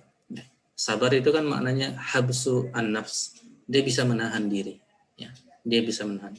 Dia, dan di antara bentuk berkahnya orang yang sabar adalah dalam ayat sebutkan bahwa orang yang sabar maka Allah akan memberi hidayah dia di saat itu. Hidayah maksudnya adalah petunjuk apa yang akan dilakukan di saat itu. Dan di antara secara umum apa yang harus dilakukan adalah sesuai dengan aturan pada saat itu. Jadi ketika orang memfitnah, kita lihat apa sebenarnya fitnahnya. Ini kejadian di pekan lalu ya, materi kita pekan lalu. Ya. Nabi Isa ketika mengajarkan kepada Nabi Harun, ya, apa kata Isa alaihissalam? Isa mengatakan, kalau ada orang yang melaknat kamu, maka lihat perkataannya. Jadi lihat perkataannya. Kalau perkataan itu benar, ya, maka bersyukurlah, ya. Bersyukurlah dan minta ampunlah kepada Allah SWT tentang hal tersebut. Kalau salah, ya, maka juga bersyukur kepada Allah SWT, ya, karena ternyata yang dia sebut itu salah. Jadi ternyata yang dia sebut itu nggak benar. Jadi ketika orang melaknat, yang kita tahu, aduh, benar nggak ya saya itu begitu. Ketika alhamdulillah tidak benar, kita bersyukur kepada Allah SWT. Ketika ternyata benar, maka kita beristighfar kepada Allah Subhanahu wa taala.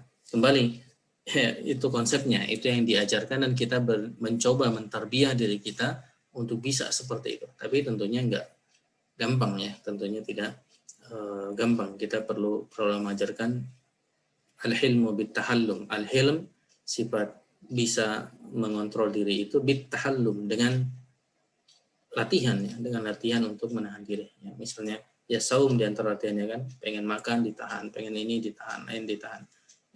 Jadi seperti kasus Kang Rahmat Sagara, sebenarnya Allah alam tentu ini dengan segala kesadaran ini bukan hal yang mudah, tapi ketika difitnah itu, ya, kembali kita seorang muslim diajarkan perspektif kita selalu kepada Allah Subhanahu wa taala. Kita lihat, wah kalau yang difitnahkan itu salah, tidak benar, alhamdulillah ternyata saya tidak ada keburukan seperti yang difitnah. Kalau benar, maka dia bersyukur kepada, berterima kasih ya, karena telah ditunjukkan kesalahan kita dan segera beristighfar. Tapi secara hukum, itu konsep mental kita, secara hukum di dunia, dalam kasus seperti itu kita difitnah, kita boleh menegakkan hukum dan membersihkan nama kita. Boleh ya. Jadi Kang Rahmat ketika misalnya difitnah, ini contohnya, kita tidak tahu masalahnya dan mungkin juga tidak usah dibuka masalahnya. Kita difitnah ngambil uang misalnya, maka kita segera kumpulkan bukti-bukti kita bahwa kita tidak ngambil, dan kita boleh menegakkan hukum. Kita boleh membawa ke peradilan, artinya bahwa kita betul-betul tidak mau melakukan itu, dan itu bentuk pembelaan kita. Ya, sejak pada kasus yang menjadi masalah, yaitu fitnah tadi. Ya, fitnah tadi. Ya. Jadi kita boleh. Tapi yang di luar dari itu, misalnya orang nyebut kita sampah, ya. Tapi misalnya ya, masa orang nyebut kita sampah lalu kita doakan dia tertabrak misalnya, boleh ya. Artinya tidak sepadan ya, tidak sepadan. Meskipun kita ya tidak sepadan, dan agama kita mengajarkan jangan juga melampaui batas, ya. Jangan melampaui batas. Kalau dia memfitnah kita misalnya, wallah alam, apakah bisa ya orang menyebut kita sampah itu lalu kita peradilkan? Kalau itu bisa dan ada hukumannya, ya ajukan itu ke hukum yang ada, ya. Termasuk qadarullah, ya, hukum kita, hukum yang ada di negeri ini pun itu insya Allah bisa dengan hukum yang ada di negeri kita. Karena hukum-hukum itu dalam pandangan kita itu adalah kesepakatan kita, ya. Kesepakatan kita bersama, kita semua taat kepada hukum-hukum tersebut, ya. Bukan dalam pandangan sebagai hukum syariat dari Allah SWT, tapi itu aturan main kita dalam kita bernegara, berbangsa, aturan mainnya seperti itu. Jadi kita boleh mengembalikan ke hukum-hukum seperti itu. Dan hati-hati untuk didorong terus oleh syaitan, ya, untuk membalas, ya, lebih daripada yang diarahkan kepada kita, ya. Wallahu a'lam, mungkin begitu Kang Rahmat, dan semoga itu bentuk cara Allah SWT menaikkan derajat seseorang, ya. Karena namanya disebut di fitnah atau dicela orang, ini biasanya orang-orang seperti itu malah orang-orang hebat, ya.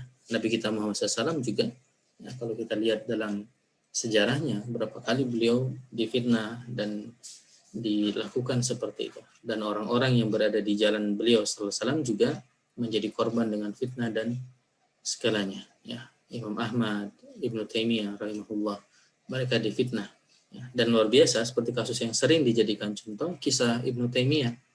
Beliau dihukum bahkan sampai berganti rezim, istilahnya berganti pimpinan negerinya menjadi pimpinan yang mendengarkan cerita versi Ibnu Taimiyah. Lalu pimpinan itu bertanya, apa yang kamu lakukan? Apa yang bisa kita lakukan kepada orang-orang yang memfitnah kamu tersebut? Ya. Maka Ibnu Taimiyah memaafkan mereka dan mengatakan kebaikan mereka kepada umat ini tetap lebih banyak, ya, daripada fitnah yang mereka tujukan kepada saya. Artinya beliau memaafkan, ya. Ini yang disebut sunnah tadi, memberi lebih. Boleh menghukum setimpal sebenarnya. Menghukum setimpal boleh. Misalnya, wah dia sudah memfitnah saya. Ternyata hukuman orang memfitnah itu penjara 5 tahun. Ya dia penjara 5 tahun. Boleh sebenarnya kalau mau seperti itu. Tapi Ibnu Taimiyah rahimahullah memberi contoh memberi lebih. Seperti Kang Rahmat misalnya, memberi lebih tadi dengan memberi idfa billati hiya ahsan. Balas dengan yang lebih baik, ya. Dan bagi kita sebenarnya, ya, kembali seorang muslim meyakini sebenarnya dalam hadis kita hari ini, innallaha katabal ihsan. Allah memerintahkan kita berbuat baik. Jadi kita berbuat baik bukan karena kita takut orang tersebut, karena kita senang orang tersebut, karena kita ta'zim kepada orang tersebut saja, tetapi memang kita diperintahkan oleh Allah SWT untuk berbuat ihsan. Demikian kurang lebih Kang Rahmat sekarang, wallahu a'lam. Dan ini teman-teman lain tentu boleh menambahkan, sangat bisa menambahkan. Wallahu a'lam. Ini yang salat maghrib sudah datang. Saya ambil alih lagi. Ya, Terima kan? kasih Kang Victor. Saya ambil lagi ya. Yang di message sudah, yang di chat sudah dijawab semua, teman-teman. Iya, udah. Baik, silakan. Yang lain, ada Bayu Prabowo, ada siapa lagi nih? Sambil silakan. menunggu satu lagi, Kang. Silakan. Terima kasih. Tadi disebutkan al-ihsan adalah hal-hal yang dinilai baik oleh syariat, bukan oleh akal semata. Ya. Berbeda dengan pemahaman Mu'tazilah. Nah, boleh tentang pemahaman Mu'tazilah ini bagaimana, Mas, yang berbeda dengan? Ya, Mu'tazilah secara umum adalah sekte atau pemahaman dalam Islam yang mengedepankan akal, sehingga mereka menimbang hal-hal dalam dalam agama ini di antara timbangannya yang lebih mereka pentingkan adalah al-aql, jadi akal ya. Dalam konteks ini mungkin seperti itu Kang Victor. I'tazalah sendiri ya sekte Mu'tazilah di antara kekhasan mereka adalah mendahulukan akal dibandingkan dengan syariatnya. Jadi akal lebih didahulukan. Maka nanti bergantung kepada temanya. Misalnya ketika membahas tema akidah tentang nama-nama dan sifat Allah SWT, yang seharusnya di situ bermain adalah kita hanya menamai dan memberi sifat sesuai keagungan Allah SWT, sesuai yang diberikan oleh Allah SWT, maka kita tidak bermain akal di situ ya, tidak menambahkan menentukan berdasarkan akal-akal kita. Karena kadang kita mencoba mensucikan Allah SWT dengan menghapus sebuah nama atau sifat karena tidak pantas ya. Padahal bagaimanapun itu diberikan oleh Allah Subhanahu wa taala. Misalnya masa Allah Maha melihat sama masa Allah punya mata sama dengan mata kita. Sehingga disebut Allah tidak punya mata. Allah melihat tapi tidak punya mata.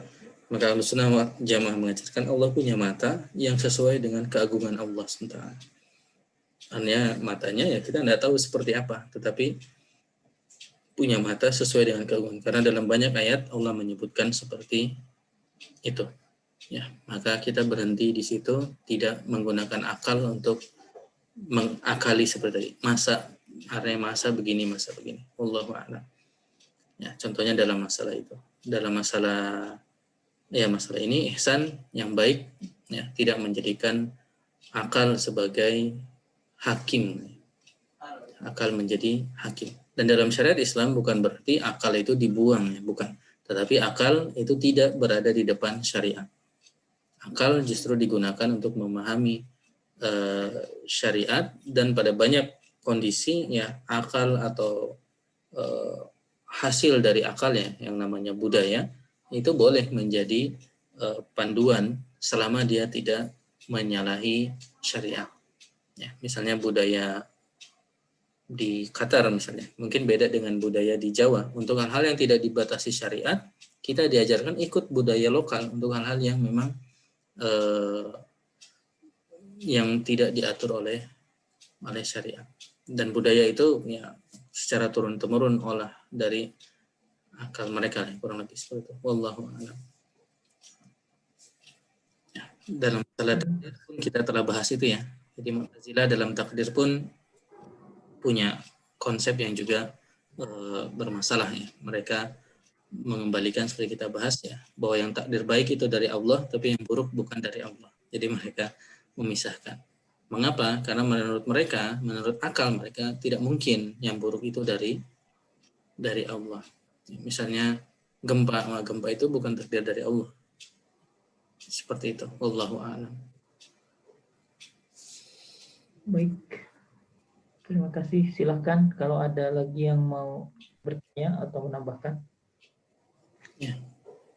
Kalau saya selingkan. Kalau misalkan yang dari yang tadi Kang yang dalil wa'budullaha wa la tusyriku bihi syai'a wa bil walidaini ihsana dan seterusnya, itu bisa itu jadi acuan kita dalam berbuat kebaikan. Misalkan gini, kalau misalkan ada kita harus pilih antara orang miskin dengan tetangga misalkan yang ingin kita bantu. Karena kan kita di sini orang miskin dulu baru tetangga ya. Kalau itu bisa dijadikan acuan nggak? Kita bantu dulu orang miskin, memang yang lebih miskin gitu dibanding dengan tetangga kita. Ya. Tentang ayat ini, secara umum para ulama memang mengatakan ayat ini memberikan urutan. Coba kita lihat. Mana? Bukan di share. Urutan mulai dari Allah SWT, tentu dari sini tidak ada ikhtilaf ya. Kalau sampai Allah SWT lalu orang tua itu tidak ada ikhtilaf. Hanya memang mulai ikhtilaf ketika nyampe ke bawah. Mana tadi?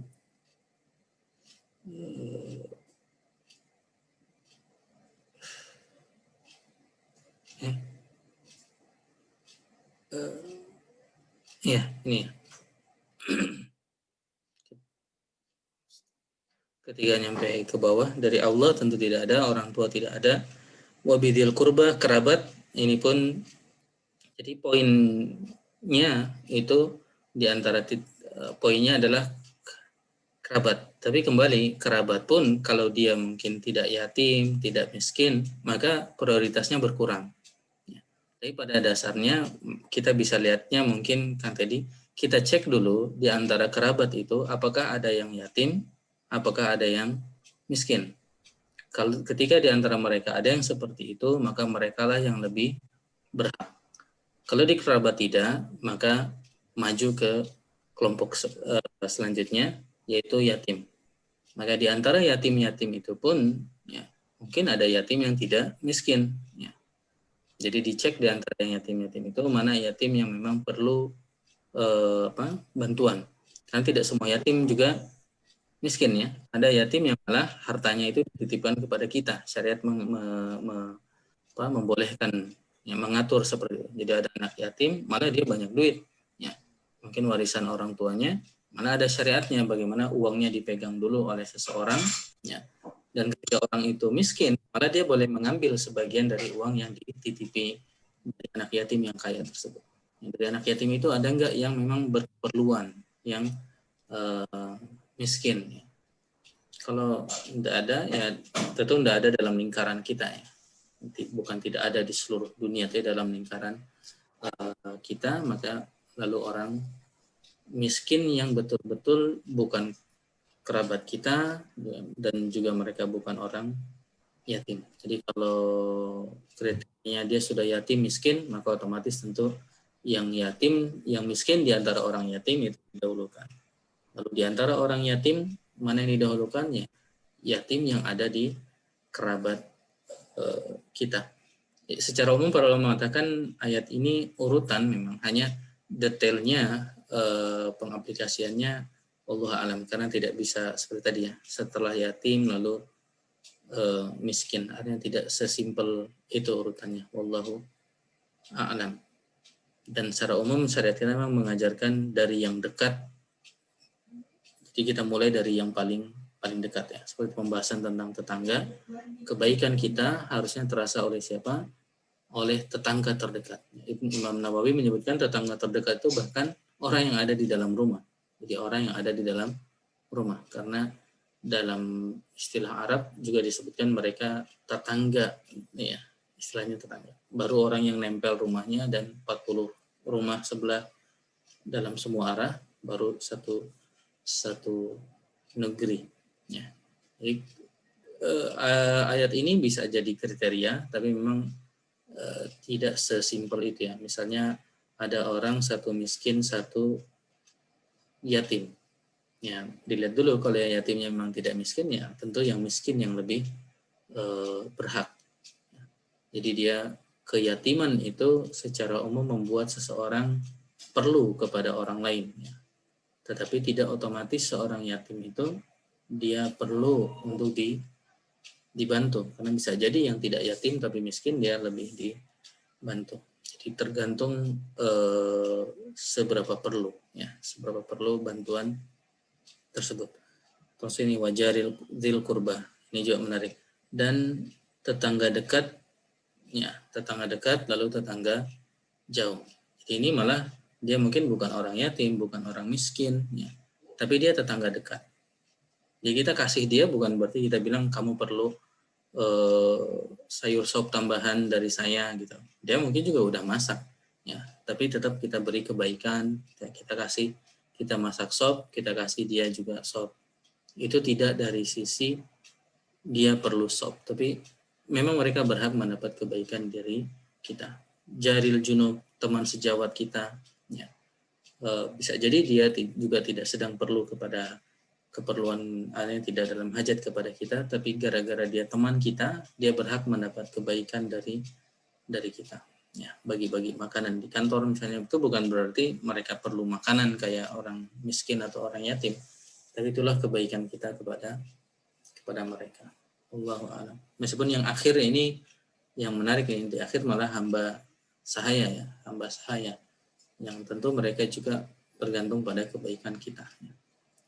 Wallahu alam kan tadi, jadi kurang lebih seperti itu. Jadi not that tidak sederhana itu, tapi menjadi panduan umum ayat ini bisa ya. Hanya kita lihat balik kepada urgensi siapa yang lebih urgen tadi. Ya. Bukan saudara, bukan tetangga, tapi kita tahu dia perlu, ya bisa kita prioritaskan. Wallahu a'lam. Baik, Bapak Ibu silakan. Kalau ada lagi yang masih ditanyakan. Ini sampai jam berapa kan? Sudah selesai kah? Ya, kalau Anda ada pertanyaan bisa kita. Ada Kang Rahmat. Kang Rahmat apa? Ana berfilsafat, tapi membersihkan ayat dan akal sebagai dua sumber kebenaran yang tidak bertentangan. Jika ada ayat yang belum terjelaskan akal, maka saya menilai akal saya belum mampu ke sana. Apakah hal ini sesuai dengan Islam? Iya, berfilsafat mungkin maksudnya memahami ya, karena ini filsafat istilah yang kadang banyak maknanya ya. Kalau filsafat dalam artian menggunakan akal, maka tentu itu dibolehkan seperti yang Kang Rahmat sebutkan sini, bahwa ayat dan akal sebagai dua sumber kebenaran yang tidak bertentangan ya. Tidak bertentangannya betul, dan mungkin perlu ditekankan bahwasanya ayat di depannya seperti yang Kang Rahmat sebutkan, jika ada ayat yang belum terjelaskan akal, maka saya menilai akal saya belum mampu ke sana. Artinya tetap meyakini akal tersebut, ayat tersebut ya, tanpa harus kita faham secara akal. Ya, pada prinsipnya seperti itu, betul. Dan kembali dalam sejarah fikih ya, ada istilah ahlul ra'yi, ahlul akal. Dan itu tidak otomatis jelek ya. Itu tidak otomatis jelek ya. Itu tidak otomatis Mu'tazilah yang kita sebutkan tadi ya. Karena kalau kita lihat dalam buku-buku ya, malah yang disebut ahlul ra'yi itu Imam Abu Hanifah. Dan Imam Abu Hanifah itu Imam Ahlus Sunnah wal Jamaah. Beliau bukan Mu'tazilah yang dimaksud tadi. Yang dimaksud ahlul ra'yi adalah memang dua school of fikih ya, madrasah fikih. Yang ada madrasahnya Imam Malik yang memang di Madinah, hidup dengan begitu banyak hadis-hadis dari Nabi kita Muhammad SAW. Maka mereka terbiasa kalau ada masalah itu kira-kira hadis persisnya tentang itu mana. Jadi karena memang mereka punya library hadis yang lebih lengkap. Tapi Imam Abu Hanifah yang tinggal di mana? Di Irak ya. Maka library hadisnya tidak sebanyak orang-orang yang ada di Madinah. Maka mereka mengandalkan bagaimana mengambil hukum dari prinsip hadis yang mereka ketahui. Jadi dari hadis yang diketahui dikeluarkan prinsip-prinsipnya. Disitulah istilahnya qiyas ya, dikeluarkan qiyas. Tapi tidak berarti mereka ahlul ra'yi yang mengedepankan akal dibandingkan nas ya. Mereka tetap ikut nas, tapi mereka mampu istilahnya mengambil makna dari ayat atau dari nas itu lebih dalam dibandingkan ahlul hadis ya. Jadi ini dua madrasah fikih yang berkembang, dan tentu kita jangan salah kaprah ketika kita bilang ahlul ra'yi menggunakan akal itu negatif. Tidak selalu negatifnya. Bahkan Ibnu Abu Hanifah kita kenalnya, istilahnya itu ada yang sebutkan saking cerdasnya Abu Hanifah, seandainya Anda berargumentasi dengan Abu Hanifah ya, bahwa sebuah tiang di masjid itu terbuat dari emas atau tidak, padahal jelas-jelas itu bukan dari emas. Tapi kalau debatnya dengan Abu Hanifah dan Abu Hanifah ada pada posisi bahwa itu emas, itu kamu pasti kalah. Artinya setelah debat, pasti Anda keluar dan menyatakan benar tiang itu emas. Padahal tiangnya itu bukan emas. Saking canggihnya, cerdasnya, mungkin istilah kita berakalnya, Abu Hanifah mengambil argumentasi dari prinsip dasar yang diketahui ya, diambil seperti itu. Dan ini tentu poinnya mungkin tidak termakan dengan istilah-istilah seperti tadi. Ana berfilsafat, saya berfilsafat. Wah, berarti kamu ahlu filsafat dan kamu sesat. Nah, kita perlu definisi filsafat maksudnya apa sih? Kalau filsafat maksudnya hanya berpikir, ya memang kita disuruh berpikir sebenarnya. Tapi ketika maksudnya adalah kita mengambil hukum-hukum sudah melebihi dari syariat, nah di situ kita perlu hati-hati karena tetap patokan kita adalah syariat kita. Saya orangnya menggunakan akal. Apakah saya sesat? Ya enggak, memang akal itu rezeki dari Allah SWT harus dipakai. Tapi ada tempatnya. Seperti Kang Rahmat bilang, kalau belum keakalan, ya keakalan. Maksudnya belum terpikirkan secara akal, kok bisa begitu? Kok ada sirot yang kecil? Kok manusia dikubur lalu begini? Gimana caranya? Nggak masuk akal. Ya. Kok umur sekarang, wallahualam, di beberapa komunitas itu bukan sedang mungkin ya, sempat baca aja tentang konsep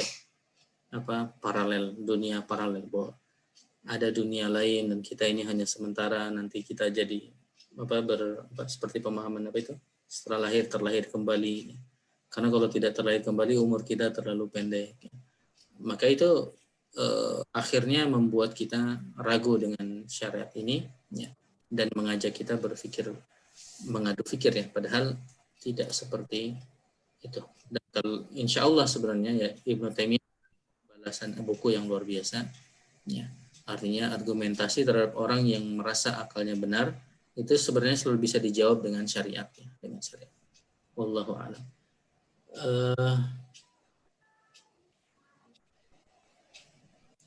Ra'yi dan ro'ah, ya boleh di akar, ya jasmukir asli. Akarnya secara akar mendalam memang sama ya, artinya seperti basiroh itu kadang dipakai basiroh secara pandangan, bisa juga dipakai basiroh secara dia punya basiroh, maksudnya dia punya pemikiran seperti ini. Jadi bisa maknanya memang betul, jadi akal memang dipakai untuk melihat secara secara maya ya. Bukan dunia maya, tapi secara konsep dia bisa melihat dengan jelas. Ketika diceritakan sesuatu dia bisa punya bayangan jelas ya.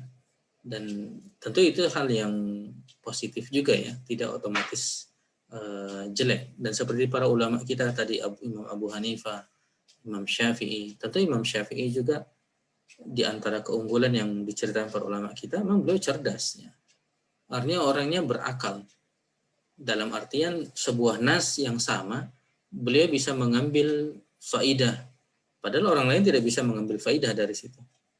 Jadi orang lain tidak bisa mengambil hukum dari nas yang sama, padahal Imam Syafi'i bisa mengambil nas, mengambil argumentasi hukum dari nas yang sama.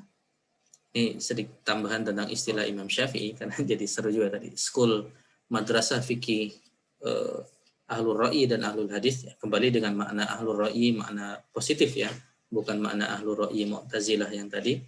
Imam setelah belajar dari Imam Malik, Imam Syafi'i malah disuruh oleh Imam Malik untuk belajar ke muridnya Abu Hanifah ya. Dan itulah bagaimana bijaksananya para ulama kita. Jadi mereka tidak terkotak-kotak ya, bahwasanya kamu tidak boleh belajar ke madrasahnya Abu Hanifah. Jadi Imam Syafi'i belajar ke muridnya Imam Abu Hanifah. Dan Imam Syafi'i malah tinggal di Irak ya, tinggal di Baghdad, dan istilahnya beliau mengobrak-ngabrik kalau pakai istilah itu. Artinya orang ahlul hadis itu selalu kalah argumentasi oleh ahlul ra'yi di Baghdad saat itu. Maka ketika Imam Syafi'i datang, Imam Syafi'i yang 16 tahun belajar di Imam Malik bisa menjawab semua argumentasi ahlul ra'yi itu. Ya. Khair. Lagi, apakah jadi bisa dikiaskan antara hadis melihat hilal dengan ya, sebagian ada yang berpendapat ro'a memang akarnya sama, tetapi sebagian berpendapat, wallahu a'lam, ana tentu tidak pada posisi ahlu lughah ya, tetapi ada para ahli yang mengatakan ru'yah itu maknanya ru'yah bil ain, ar-ru'yatu bil ain, artinya betul-betul ru'yah secara ain. Tapi kembali ini ikhtilaf para ulama kita. Sebagian lagi mengatakan ru'yah mengapa dibatasi harus mata, ya. Selama kita punya keyakinan dia sudah posisi bulan di sana, maka itu oke. Dan ini tentu ikhtilaf yang tidak habis-habisnya ya, antara ahlul ru'yah dan hisabnya, pemahaman ru'yah dan pemahaman hisab. Akhir-akhirnya sebenarnya ujung-ujungnya diskusinya yang ahlul hisab pun parameter yang dimainkan adalah konsep imkanur ru'yah. Pada kapan sih manusia itu bisa melihat bulan? Kalau 0 derajat tentu nggak bisa melihat. Tapi kalau tidak salah sementara itu 2 derajat. Jadi kalau sudah 2 derajat itu tidak bisa dilihat oleh mata. Jadi kalau yang hisab pakai hitungan tapi pakai batasnya bukan 0 derajat horizon ya, tapi sudah di atas horizon 2 derajat, itu sudah ketemu klop sebenarnya. Wallahu a'lam. Tapi kembali asli di situ kembali ada khilaf. Akar katanya sama, tetapi sebagian memaknai ru'yah itu harus bil ain, sebagian menolak batasan itu. Jadi mengapa dibatasi? Boleh diperkirakan. Wallahu a'lam. Kang Topan, perihal penggunaan akal untuk apa ya? Ya maksudnya dalam Islam. Kadang saya suka teringat kalau apa yang Nabi Ibrahim gitu. Ya. Selalu berpendapat mengapa Nabi Ibrahim posisinya sangat tinggi bagi umat Islam sampai dibaca di bacaan sholat misalnya kan. Karena menurut saya tingkat keimanan, ketauhidan beliau, tingkat ketauhidan Nabi Ibrahim itu sangat tinggi, dan salah satu yang bisa kita ambil pelajaran adalah ya, Nabi Ibrahim mengatakan dia percaya Allah, tapi karena ingin meyakinkan keimanan dia ingin ada bukti gitu. Dan mungkin jadikan motivasi kita untuk menggunakan akal kita gitu.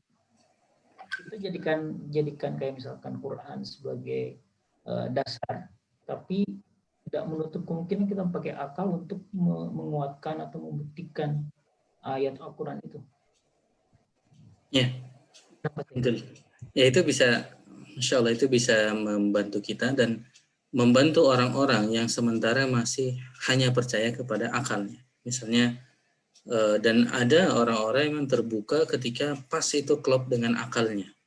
Misalnya ada kasus dokter dari Cina misalnya. Dia ahli kulit, dokter kulit. Ya. Dia memahami bahwasanya sel-sel kita itu yang bisa merasakan hanya kulit terluar saja. Jadi kalau udah kulit terluar itu hilang, itu nggak bisa lagi merasakan sakit. Lalu suatu saat disampaikan kepada dokter itu tentang sebuah ayat ahli neraka itu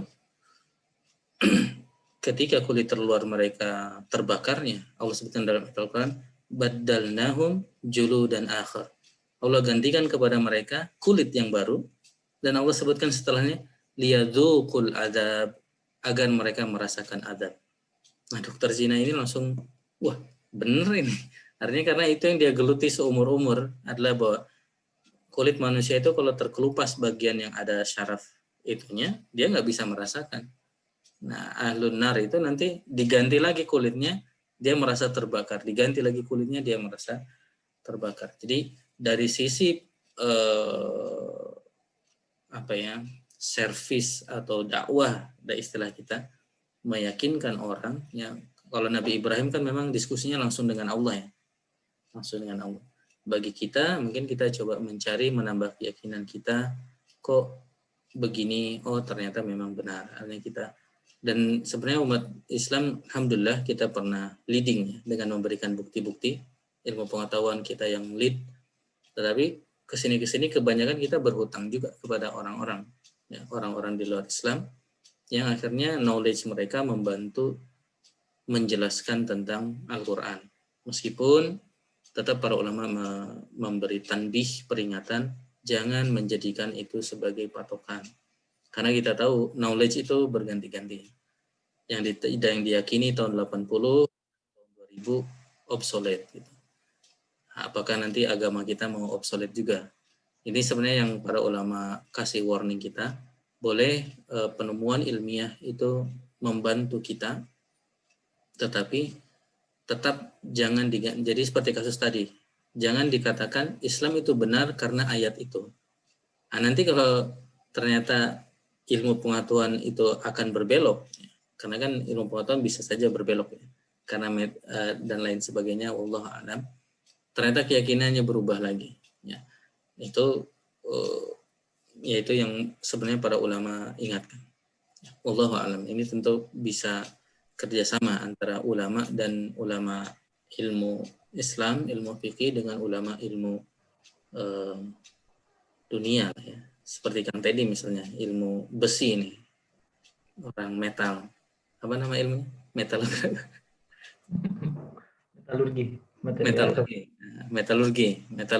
Ini kan banyak ayat-ayat tentang besi misalnya.